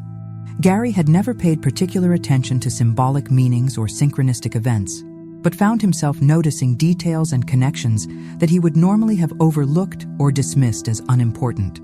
On November 2nd, Gary received a phone call from his brother-in-law who lived in California, and with whom Gary had not spoken for over 6 months because their relationship had become strained over financial disagreements following their mother-in-law's death 2 years earlier. The brother-in-law called to apologize for their misunderstanding and to share information about a business opportunity that he thought might interest Gary based on his insurance industry experience and knowledge. The brother-in-law explained that he had been developing a consulting service for small businesses that needed help navigating insurance requirements and risk management issues, but lacked the technical expertise that Gary had developed during his decades in the insurance industry. The brother-in-law offered to partner with Gary in this venture, which could be operated part-time initially, but had potential for significant income that could provide excellent retirement supplementation while serving businesses that genuinely needed their expertise. Gary recognized this unexpected call and business opportunity as his second sign because the timing seemed too perfect to be coincidental and because the opportunity addressed exactly the kind of financial solution he had been seeking without success through conventional job searching and retirement planning strategies. Gary agreed to explore the partnership possibility while continuing to watch for the third sign that would complete his spiritual experiment. On November 3rd at 4:37 in the afternoon, Gary was driving home from work when his usual route was blocked by road construction that forced him to take an alternate path through a neighborhood he rarely visited. While driving through this unfamiliar area, Gary noticed a small antique shop that he had never seen before, despite having lived in Omaha for most of his adult life. Something about the antique shop attracted Gary's attention in a way that seemed unusual for him because he had never been particularly interested in antiques or vintage items, but felt an almost magnetic pull to stop and explore this particular store. Inside the shop, Gary discovered a collection of old insurance company promotional items and advertising materials that reminded him of his early years in the industry when he had felt excited about his career and optimistic about his financial future. The shop owner explained that these items had belonged to an elderly man who had recently passed away and whose family was selling his collection of insurance memorabilia that had been accumulated during a long, successful career as an independent insurance agent during the 1950s and 60s. And the owner mentioned casually that the deceased man had built substantial wealth through his insurance practice and had often spoken about the importance of understanding that insurance was really about helping people prepare for unexpected opportunities as much as protecting against unexpected problems. As Gary examined the vintage insurance materials, he discovered a small notebook that contained handwritten notes about building an independent insurance consulting practice with specific strategies for serving small businesses that were too small for major insurance companies to handle effectively, but too complex for their owners to manage without professional guidance. The notebook contained exactly the kind of practical information that Gary would need to develop the consulting service his brother-in-law had proposed. Gary recognized this discovery as his third sign because the notebook provided specific guidance for the business opportunity that had come through his brother-in-law's call, and because finding this information in such an unexpected location through such an unusual series of circumstances seemed clearly beyond normal coincidence. Gary purchased the notebook and several of the promotional items, feeling confident that he had indeed received genuine spiritual communication about his financial future. Over the following months, Gary developed the insurance consulting service in partnership with his brother-in-law and discovered that the strategies outlined in the vintage notebook were remarkably effective for building relationships with small business owners who appreciated Gary's expertise and honest approach to helping them understand their insurance needs without pressure or manipulation. Within 1 year, Gary's consulting income had exceeded his regular salary and had provided the financial confidence he needed to begin planning for retirement with genuine security and optimism about his future. But more importantly, Gary had learned to recognize ongoing spiritual guidance about business decisions and opportunities that continued to appear through signs and synchronicities that guided his consulting practice toward maximum service and profitability. Gary's experience illustrates perfectly what Florence Scovel Shinn taught about abundance spirits, communicating through progressive signs that begin subtly but become increasingly obvious and practical as spiritual communication skills develop through attention and trust, rather than skepticism and dismissal of experiences that cannot be explained through conventional logic alone. While you sleep tonight, the signs are already being prepared in the invisible realm, and tomorrow you will begin to notice synchronicities, coincidences, and unexpected opportunities that confirm the active involvement of abundant spirits in your financial transformation and provide ongoing guidance about timing and action as your prosperity unfolds according to divine will rather than human planning alone. As you continue resting in this sacred space where spiritual truth penetrates the deepest layers of consciousness, let yourself receive one of Florence Scovel Shinn's most essential teachings about the nature of divine timing and why understanding spiritual rhythms is crucial for anyone seeking to manifest prosperity through alignment with invisible forces rather than forcing results through human effort alone, which often creates resistance and delay rather than the smooth unfolding that characterizes genuine spiritual manifestation. Florence discovered through careful observation of countless manifestation experiences that there is no time in the divine mind where all abundance already exists in perfect completion. but that physical manifestation requires what she called spiritual gestation periods that allow invisible causes to develop into visible effects according to natural law, rather than human impatience or arbitrary deadlines that ignore the organic processes through which spirit becomes matter in the physical realm. Tonight, on this Halloween, when spiritual forces are particularly active and responsive, you are beginning a manifestation process that will unfold according to divine timing, which is always perfect even when it seems delayed to human perception, because spiritual intelligence orchestrates circumstances with precision that human reasoning cannot comprehend or improve through worry, anxiety, or attempts to control outcomes that are beyond personal management and must be surrendered to divine wisdom. The abundant spirits understand that your prosperity serves purposes greater than personal comfort or material accumulation, and they coordinate resources, opportunities, and timing in ways that benefit not only you, but all who will be positively affected by your financial transformation, including family members, business associates, and countless others whose lives will be touched by your example of spiritual prosperity rather than worldly success achieved through methods that serve only personal interests. Halloween represents not arbitrary spiritual superstition, but rather marks an annual peak in the spiritual forces that govern manifestation. And the abundant spirits recognize this optimal timing for initiating financial transformation that will continue to unfold throughout the autumn and winter months, as invisible seeds planted tonight grow into visible results according to natural spiritual law, rather than human schedules or expectations about when good should arrive.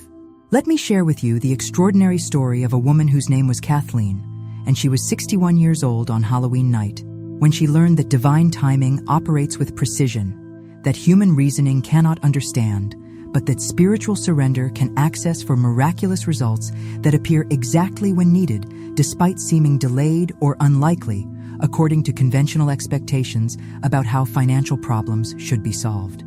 Kathleen lived in a modest apartment in Portland, Oregon, where she had been struggling for 8 months to find employment after losing her position as an office manager, when the small nonprofit organization where she had worked for 16 years was forced to close due to funding cuts that eliminated dozens of jobs for people who had dedicated their careers to serving their community through social service work that was deeply meaningful but financially unstable.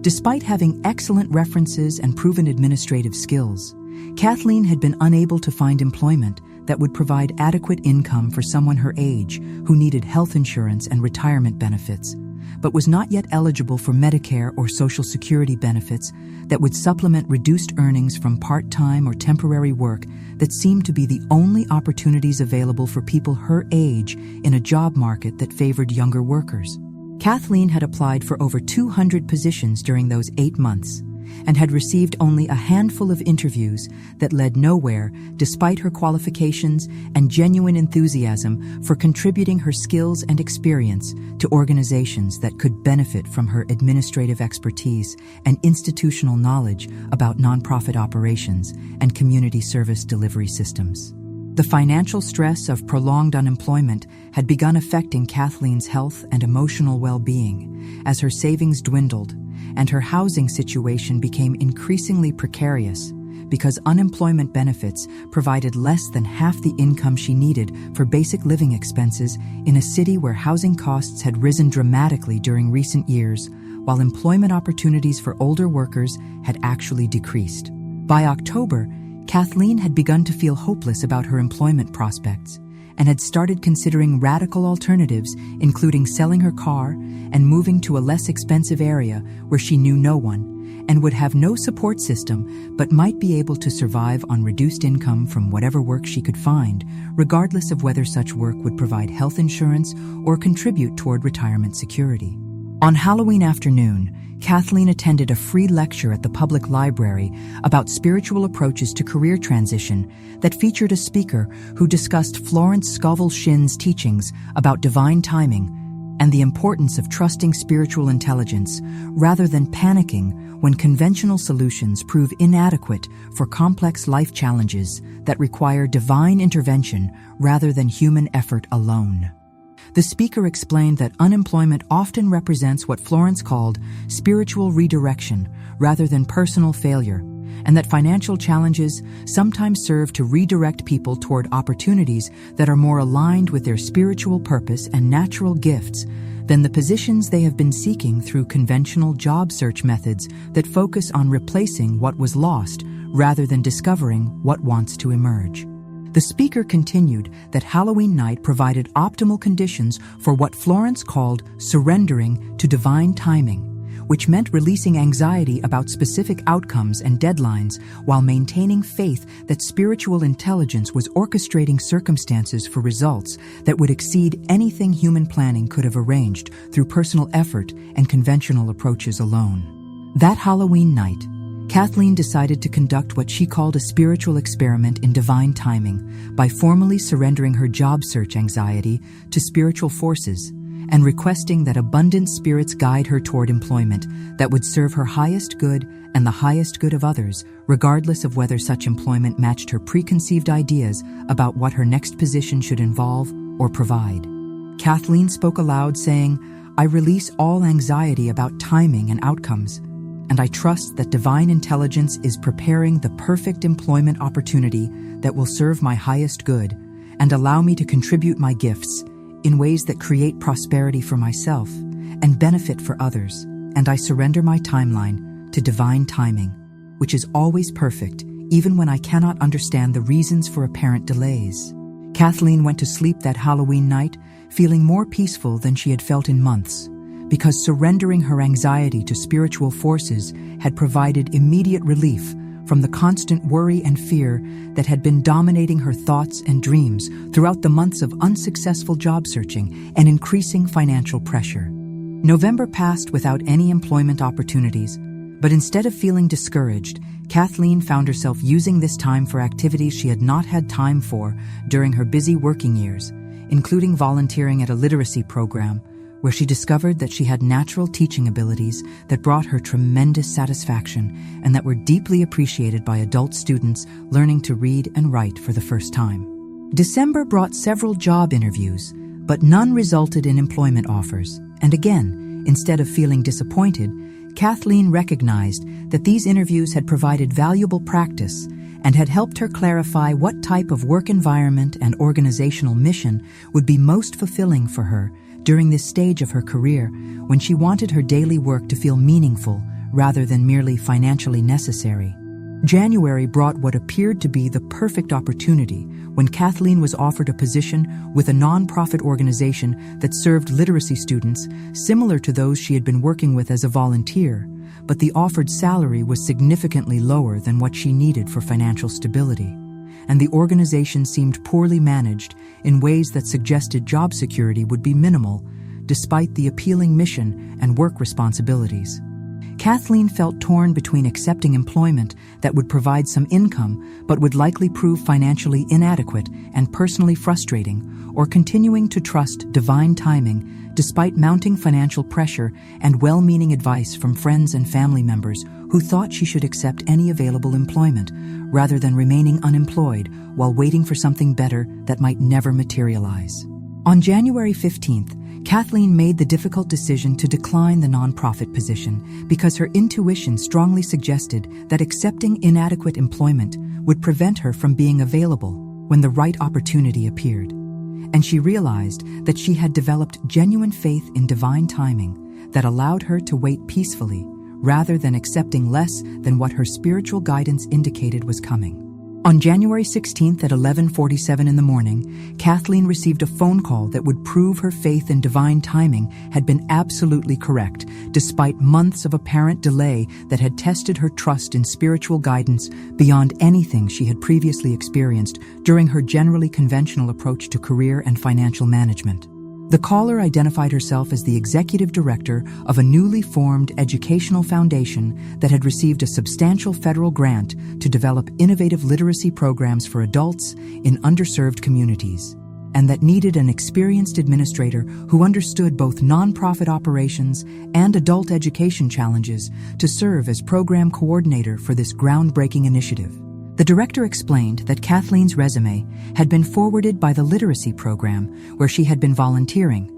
and that her combination of administrative experience, nonprofit background, and direct involvement with adult literacy students made her uniquely qualified for a position that would allow her to help design and implement programs that could serve as models for similar initiatives nationwide. The position offered a salary that was $15,000 higher than Kathleen's previous job, plus excellent benefits and the opportunity to travel nationally to present their program model at conferences and training workshops for other organizations wanting to implement similar approaches to adult literacy education in their own communities. Most remarkably, the director mentioned that the foundation had been trying to fill this position for 6 months, but had been unable to find candidates who combined the necessary administrative experience with authentic passion for literacy work until Kathleen's volunteer supervisor had recommended her based on her natural teaching abilities and genuine commitment to serving adult students with respect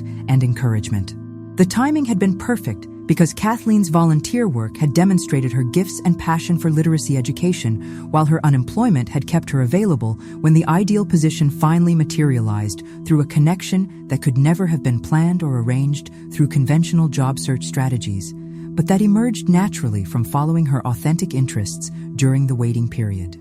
Kathleen's experience illustrates perfectly what Florence Scovel Shinn taught about divine timing, operating according to spiritual intelligence that coordinates circumstances with precision that human reasoning cannot comprehend, but that faith and surrender can access for results that exceed anything personal effort could have achieved through conventional approaches that ignore spiritual law and rely exclusively on human planning and control. Tonight, the perfect timing is already established in the invisible realm, and your prosperity is scheduled according to divine intelligence that considers factors beyond your current awareness and arranges opportunities and resources according to spiritual law, rather than human impatience or anxiety about when good should arrive in your physical experience. As you rest even deeper in this sacred Halloween night, when the veil between worlds has become thinner than gossamer, let your consciousness expand to embrace one of Florence Scovel Shinn's most powerful and comforting teachings about the invisible network of abundant spirits who work collectively rather than individually to support the prosperity of all sincere seekers who understand that financial transformation is not a competitive struggle, but rather a collaborative spiritual endeavor that benefits everyone when approached with proper understanding and alignment. Florence discovered through years of spiritual observation that abundant spirits operate as what she called an invisible congregation, where thousands of benevolent beings coordinate their efforts to create opportunities, resources, and connections that serve the highest good of all involved, rather than supporting one person's success at the expense of others. Because spiritual prosperity operates according to principles of multiplication, limitation, and division that characterize worldly approaches to wealth and material success. Tonight, as you participate in this Halloween ritual, you are not working alone, but are being supported by an enormous spiritual network that includes not only abundant spirits from higher dimensions, but also the ancestral spirits of all who are listening to this teaching, along with their prosperity-minded ancestors, who understand that collective spiritual effort creates results that individual effort alone cannot achieve regardless of personal dedication or spiritual understanding. The abundant spirits recognize that when thousands of people simultaneously align with prosperity consciousness during optimal spiritual timing, like Halloween night, a powerful morphic field is created that makes manifestation easier for everyone involved, because spiritual energy accumulates and amplifies when focused toward common purposes that serve divine will, rather than personal ego or material greed that creates resistance rather than flow in the manifestation process. You are not alone in your desire for financial transformation, and you are not competing with others for limited resources, because spiritual abundance operates according to principles of infinite supply, where one person's prosperity creates energy and opportunity that benefits countless others through what Florence called the law of circulation that ensures abundance flows to all who align with spiritual truth rather than hoarding accumulation that blocks natural flow.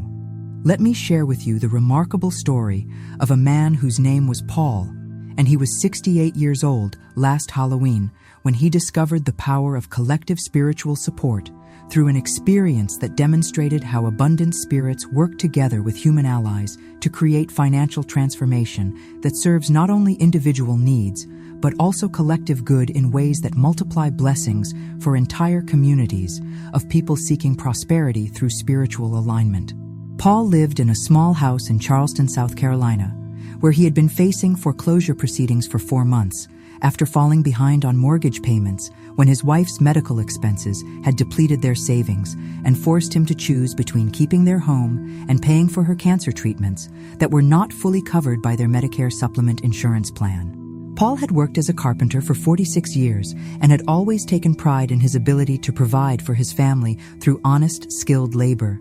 But the combination of reduced work opportunities due to his advancing age and the unexpected medical expenses had created a financial crisis that seemed impossible to resolve through conventional means, despite his willingness to work extra hours or take on any available construction projects. The foreclosure proceedings had been initiated by a large banking corporation that showed no interest in negotiating alternative payment arrangements, despite Paul's excellent payment history over the previous 23 years and his genuine commitment to honoring his obligations while caring for his seriously ill wife, who required ongoing medical treatments that would continue indefinitely. Paul had never been particularly spiritual or interested in metaphysical teachings, but desperation had led him to accept an invitation from his elderly neighbor to attend a Halloween night gathering where a group of people planned to pray collectively for financial miracles using principles that the neighbor claimed had been taught by Florence Scovel Shinn about the power of group spiritual effort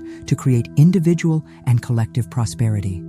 The neighbor explained that their small group had been meeting monthly for 2 years to practice what they called collective decreeing, where everyone focused spiritual energy on supporting the financial transformation of each member, while also sending prosperity energy to anyone else who needed abundance, regardless of whether they were personally known to the group members. Paul felt somewhat uncomfortable with spiritual practices that seemed foreign to his practical approach to life. But his conventional efforts to resolve his financial crisis had failed completely, and he reasoned that he had nothing to lose by exploring alternatives that might prove more effective than the legal and financial strategies that had already proven inadequate for his situation. That Halloween night, Paul joined 7 other people in the neighbor's living room, where they had created what they called a prosperity altar, with white candles, photographs of loved ones who needed financial help, and written requests for specific amounts of money that each person needed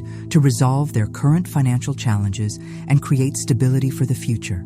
The group leader explained that they would spend the evening taking turns, speaking spiritual decrees for each person's financial needs, while everyone else focused their attention and spiritual energy on supporting these decrees through what Florence Scovel Shinn had called the law of collective witness, where multiple people declaring the same spiritual truth creates amplified power for manifestation that exceeds what individual effort can achieve. When Paul's turn came, he felt embarrassed to admit the extent of his financial need, but the group encouraged him to be specific about the amount required to save his home and care for his wife, so that their spiritual support could be focused precisely rather than vaguely on his general situation without clear direction for spiritual intervention. Paul explained that he needed $34,700 to bring his mortgage current and establish a reserve fund for future medical expenses, and that conventional loan sources had rejected his applications because his reduced income due to age discrimination in construction work made him appear to be a poor credit risk despite his lifetime of responsible financial management. The group spent over an hour speaking spiritual decrees for Paul's specific financial need, while he felt increasingly moved by their sincere concern for his situation and their genuine faith that spiritual intervention could create solutions that human effort had been unable to achieve despite months of attempting every conventional approach he could identify or afford to pursue. As the evening progressed, Paul began to feel a sense of peace and confidence that seemed completely inconsistent with his dire circumstances, but that felt more real and substantial than the anxiety and desperation that had dominated his emotional state since the foreclosure proceedings had begun threatening to destroy everything he had worked to build during his adult lifetime. The group concluded their Halloween night ritual by agreeing to continue focusing spiritual energy on Paul's situation during their daily prayers and meditation practices until his financial crisis was resolved through whatever means spiritual intelligence would arrange for his highest good and the highest good of his wife, who deserved appropriate medical care regardless of their financial limitations. Paul returned home that night feeling cautiously optimistic for the first time in months, because the experience of receiving focused spiritual support from caring people had provided emotional relief that allowed him to sleep peacefully, despite his unchanged circumstances and uncertain future regarding his home and his wife's ongoing medical needs. 3 days later, Paul received an unexpected phone call from a construction contractor who had heard about Paul's situation through mutual acquaintances and who needed an experienced carpenter to supervise a large renovation project that would require approximately 6 months to complete and would pay significantly more than Paul's usual hourly rate because the work involved historical restoration that required specialized skills. The contractor explained that he had been looking for someone with Paul's specific combination of traditional carpentry expertise and attention to detail that was essential for restoration work that had to meet strict historical preservation standards, while also satisfying modern building codes and safety requirements that made this type of project particularly challenging and valuable. More remarkably, the contractor offered to pay Paul's first month's wages in advance because he needed someone to begin work immediately, and understood that Paul's current financial situation might prevent him from accepting the position if he had to wait for normal payroll schedules that would not provide income for several weeks after starting the project. Within 2 weeks of the Halloween night group prayer session, Paul had not only received the advance payment that allowed him to prevent foreclosure, but had also been recommended by the same contractor to 2 other restoration companies that needed experienced carpenters for similar projects that would provide steady employment and excellent income for the foreseeable future. But most significantly, Paul discovered that several of the people who participated in the Halloween night prayer session had also experienced financial improvements during the same time period, including one woman who received an unexpected inheritance and another man who was offered a business partnership that resolved his debt problems while providing new income opportunities. Paul realized that the collective spiritual effort had created what Florence Scovel Shinn would have called a group manifestation, where focused spiritual energy generated results for multiple people simultaneously, because abundant spirits respond to collective faith and mutual support rather than individual requests that may lack the spiritual power that comes from unified effort directed toward common good. Over the following months, Paul continued participating in the monthly prosperity prayer group and discovered that their collective spiritual practice created ongoing financial stability and opportunities for all members who had learned to support each other's prosperity through spiritual means rather than competing with each other for limited resources or opportunities that seemed available only to some rather than all. Paul's experience illustrates perfectly what Florence Scovel Shinn taught about spiritual abundance being multiplied rather than divided, when people work together in alignment with divine principles that recognize prosperity as everyone's spiritual birthright rather than a privilege reserved for some at the expense of others who must accept limitation and lack. Tonight, the spiritual network is activated around you, and abundant spirits are working collectively not only for your individual prosperity, but for the financial transformation of thousands of others who are aligning with these same spiritual principles during this optimal Halloween timing, when collective spiritual effort creates morphic fields that support manifestation for all sincere participants in divine abundance. As we approach the final moments of this sacred Halloween night teaching, Let your consciousness gently gather all the spiritual wisdom you have received during these past hours, and allow these profound truths about money and abundance to settle deeply into your subconscious mind, where they will continue working long after tonight's ritual has been completed, because spiritual seeds planted during optimal timing, like Halloween, continue growing and manifesting according to divine law, regardless of whether your conscious mind is actively focused on prosperity or abundance. Tonight, you have learned that abundant spirits are real and responsive to those who understand how to invite their assistance through proper spiritual protocol that honors their willingness to serve while respecting their wisdom about divine timing and appropriate methods for creating lasting prosperity that serves spiritual purposes rather than merely satisfying material desires or ego gratification that creates temporary success rather than permanent transformation.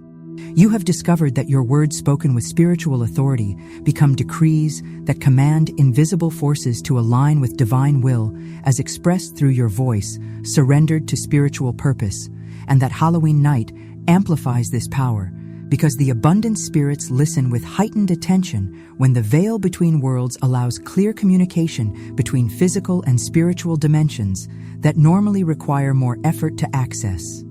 You have learned to recognize your true identity as an heir to ancestral abundance, rather than accepting false identity based on recent family patterns of limitation. Because spiritual DNA carries prosperity codes that can be activated regardless of conscious knowledge about family history, and because ancestors who struggled financially during earthly life now understand spiritual laws about money that they are eager to share with descendants ready to receive this wisdom.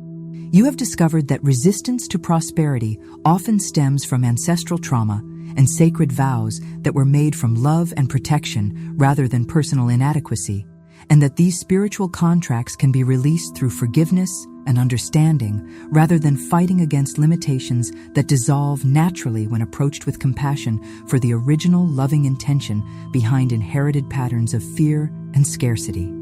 You have learned to recognize the language of abundant spirits who communicate through signs, synchronicities, and unexpected opportunities that guide your steps toward prosperity while allowing you to maintain free will and develop spiritual discernment, rather than creating dependence on dramatic supernatural phenomena that might interfere with natural spiritual development and personal growth.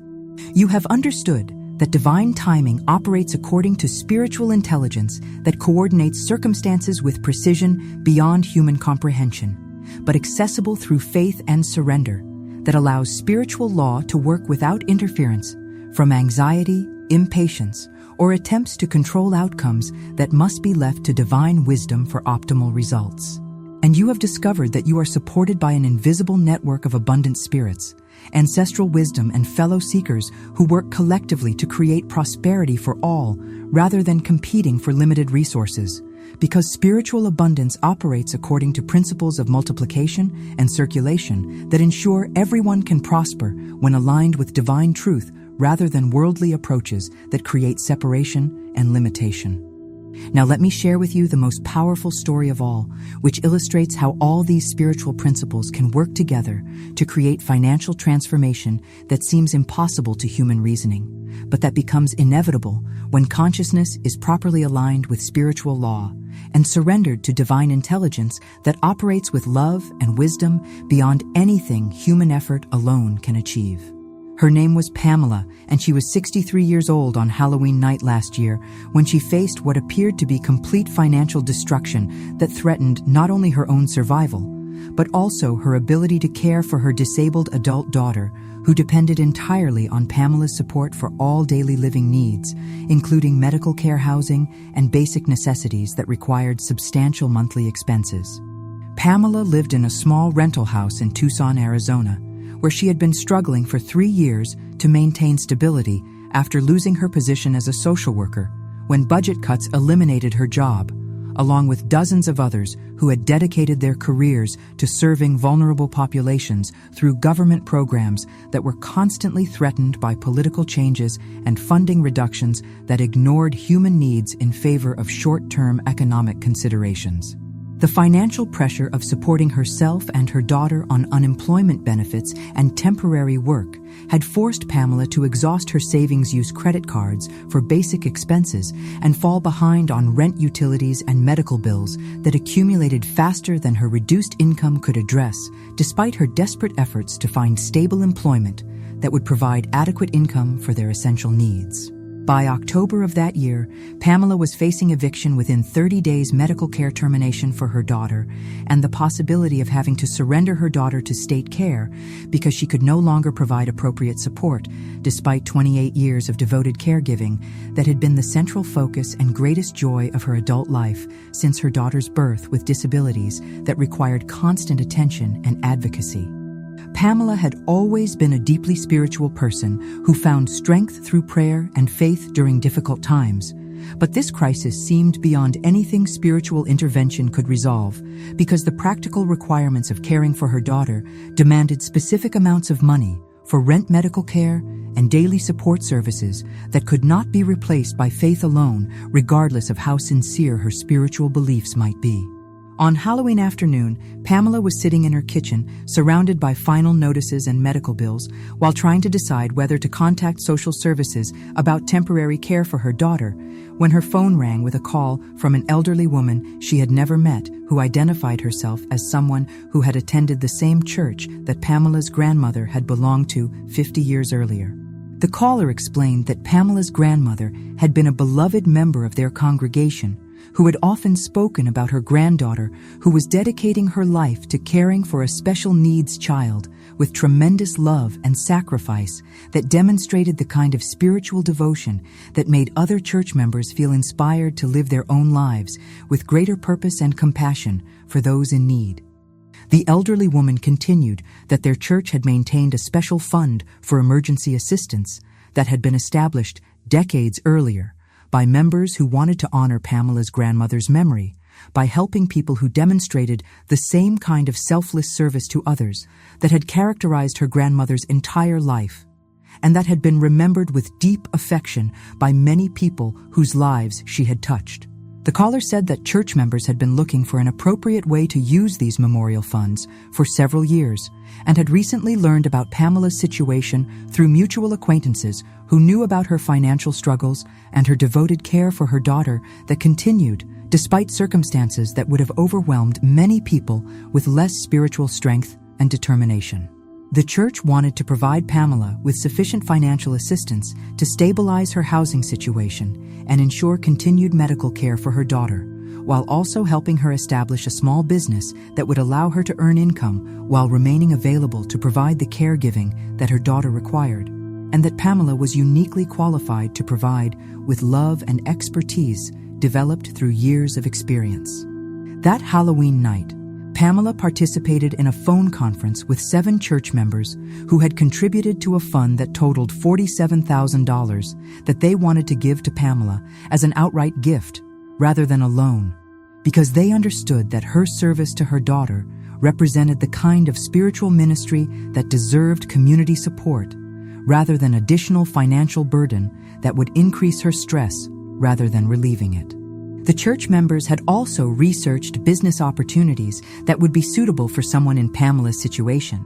and had identified a growing need for caregiving consultation services that would allow Pamela to help other families navigate the complex systems of support available for disabled family members while earning income that could be scheduled around her daughter's needs. The group had already contacted a nonprofit organization that provided business development support for people starting social service enterprises, and had arranged for Pamela to receive training and ongoing consultation that would help her develop a successful practice serving families who needed the kind of guidance and advocacy that Pamela had learned to provide through her own experience with disability services and medical systems. Within 90 days of that Halloween night intervention, Pamela had not only stabilized her housing and medical care situations, but had also established a thriving consultation practice that was earning enough income to provide financial security while allowing her to continue providing full-time care for her daughter, who was thriving under the reduced stress of their improved circumstances. More remarkably, Pamela discovered that her business success had created opportunities to help dozens of other families navigate disability services more effectively,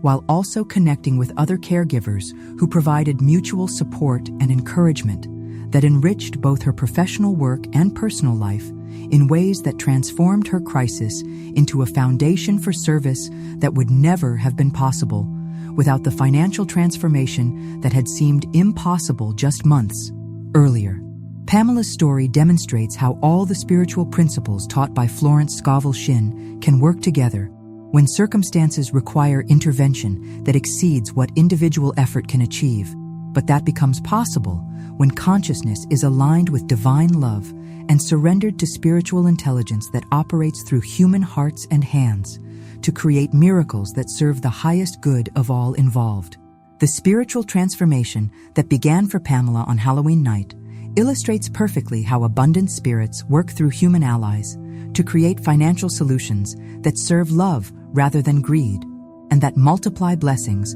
for entire communities of people whose lives are touched by prosperity that flows from spiritual source rather than worldly accumulation that serves only personal interests at the expense of others who deserve equal access to divine abundance.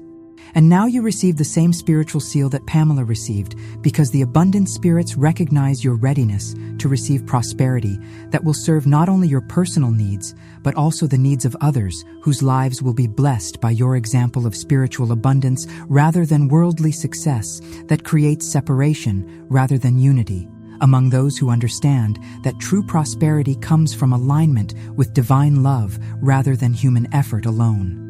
The abundant spirits are ready to seal your prosperity consciousness permanently because they recognize that your financial transformation will serve purposes greater than personal comfort and will demonstrate to others that spiritual laws about money are as reliable as any physical law when properly understood and applied with faith rather than doubt and love, rather than fear about receiving the abundance that is your spiritual birthright. Breathe deeply with me now, even if you are sleeping, because your soul is fully awake and present for this sacred moment when the abundant spirits who have been gathering around you throughout this Halloween night are ready to seal your prosperity consciousness permanently through spiritual words that carry the authority of divine law and the power of ancestral blessing, combined with the focused intention of thousands of souls who are participating in this collective ritual across the dimensions of physical and spiritual reality. Even as you rest in peaceful surrender, your spirit recognizes this moment as the culmination of everything you have received tonight, because the abundant spirits understand that you are ready to receive their permanent seal of financial transformation that will operate continuously in your life, regardless of temporary circumstances or external appearances that may seem to contradict the spiritual reality that is being established now in the invisible realm where all manifestation originates.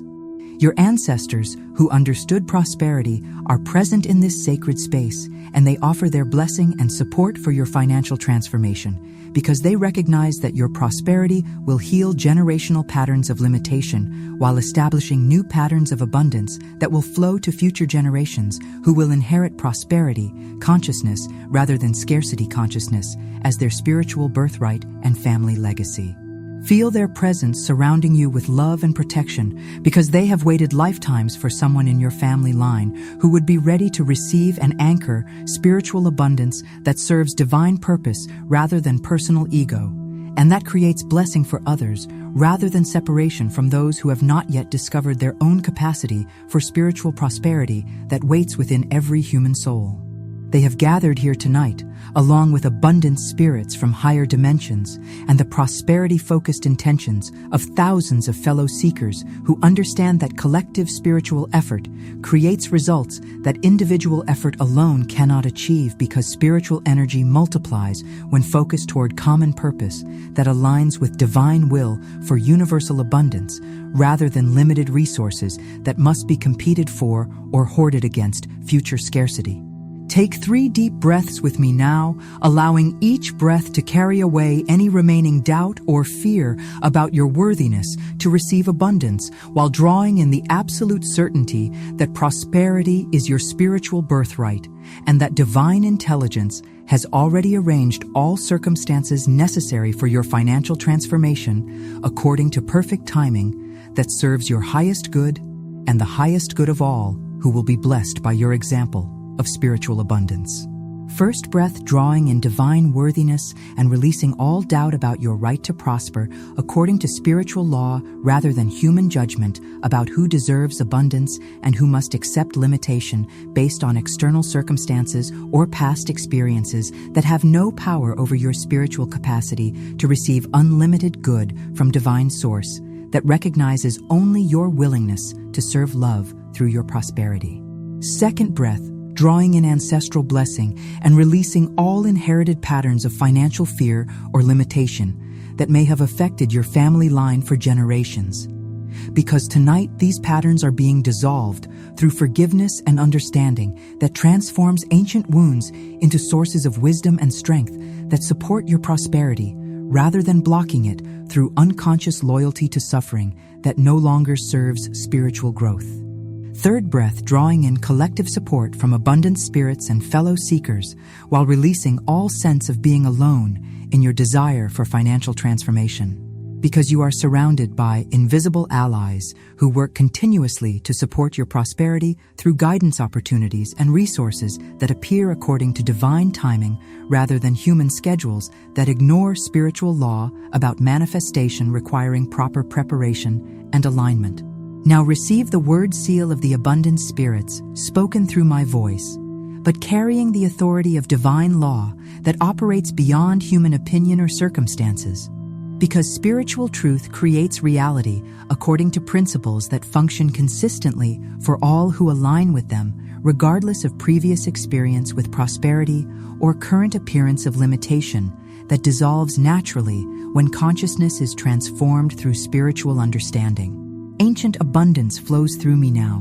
and this is not hope or wish, but spiritual fact that manifests according to divine law that recognizes no obstacle or limitation as permanent when consciousness is aligned with truth about universal prosperity that flows continuously to all who understand their spiritual heritage as children of divine source that lacks nothing and shares everything with those who receive with gratitude and share with love. Ancient abundance flows through me now, and my lineage is prosperous and free from all patterns of limitation that may have affected previous generations,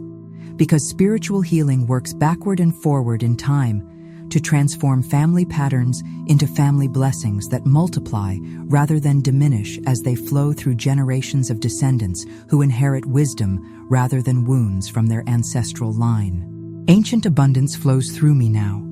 and it is finished in the spirit realm where all manifestation originates and where divine intelligence has already arranged all resources, opportunities, and connections necessary for my financial transformation, according to perfect timing that serves my highest good and the highest good of all who will benefit from my prosperity consciousness rather than my struggle consciousness. Ancient abundance flows through me now, and this spiritual fact cannot be changed by human doubt or external circumstances, because divine law operates according to spiritual authority rather than physical evidence and recognizes only the truth of unlimited supply available to all who align with prosperity, consciousness through faith, gratitude, and willingness to serve divine purpose through their material abundance.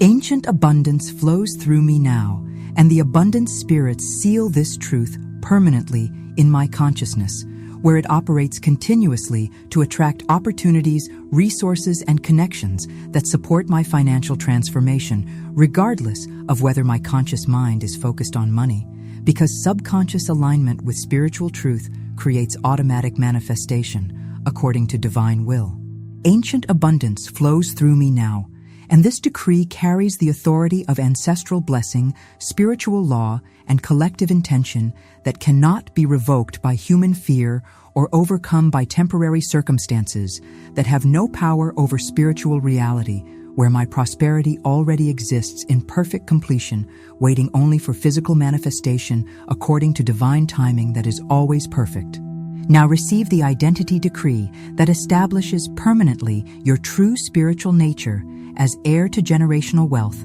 that flows through spiritual channels rather than human effort alone, because divine intelligence has equipped you with everything necessary to receive and manage prosperity in alignment with spiritual purpose that serves love rather than fear and creates blessing rather than burden for yourself and others. I am heir to generational wealth that flows through spiritual DNA rather than physical inheritance, because my ancestors who understood prosperity have passed their wisdom and blessing to me across all dimensions of time and space, and their spiritual investment in my success creates ongoing support for my financial transformation that operates regardless of external appearances or temporary circumstances.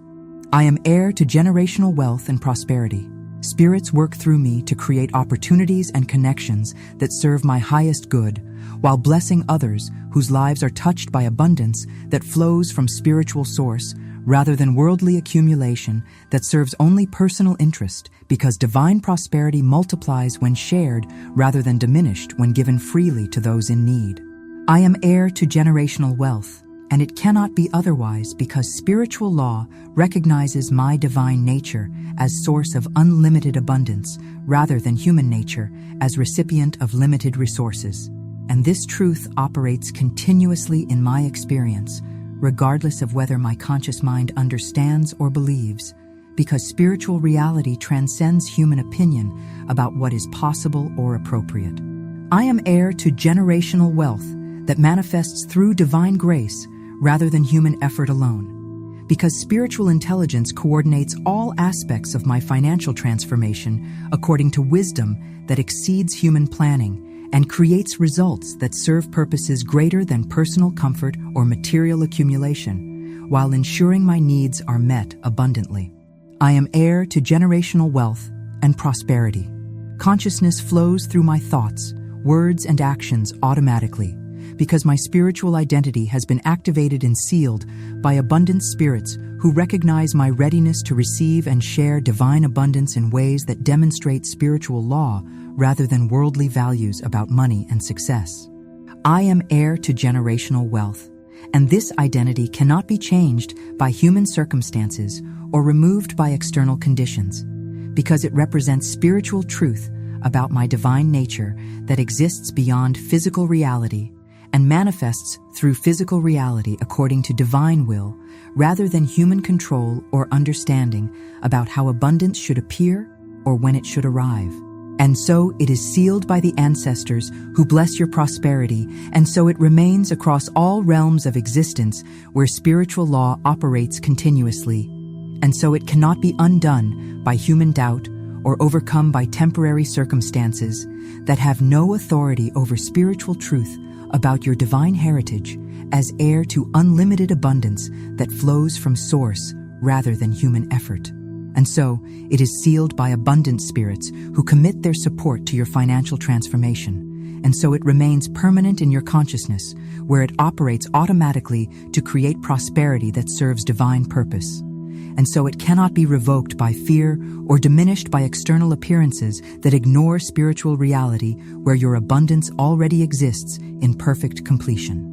The abundant spirits are bound to you now through spiritual contract that operates according to divine law rather than human understanding, and they will work continuously to support your prosperity through guidance opportunities and resources that appear according to perfect timing rather than human impatience, because their commitment to your success serves universal abundance rather than personal preference. Continue sleeping peacefully, because the spirits work while you rest,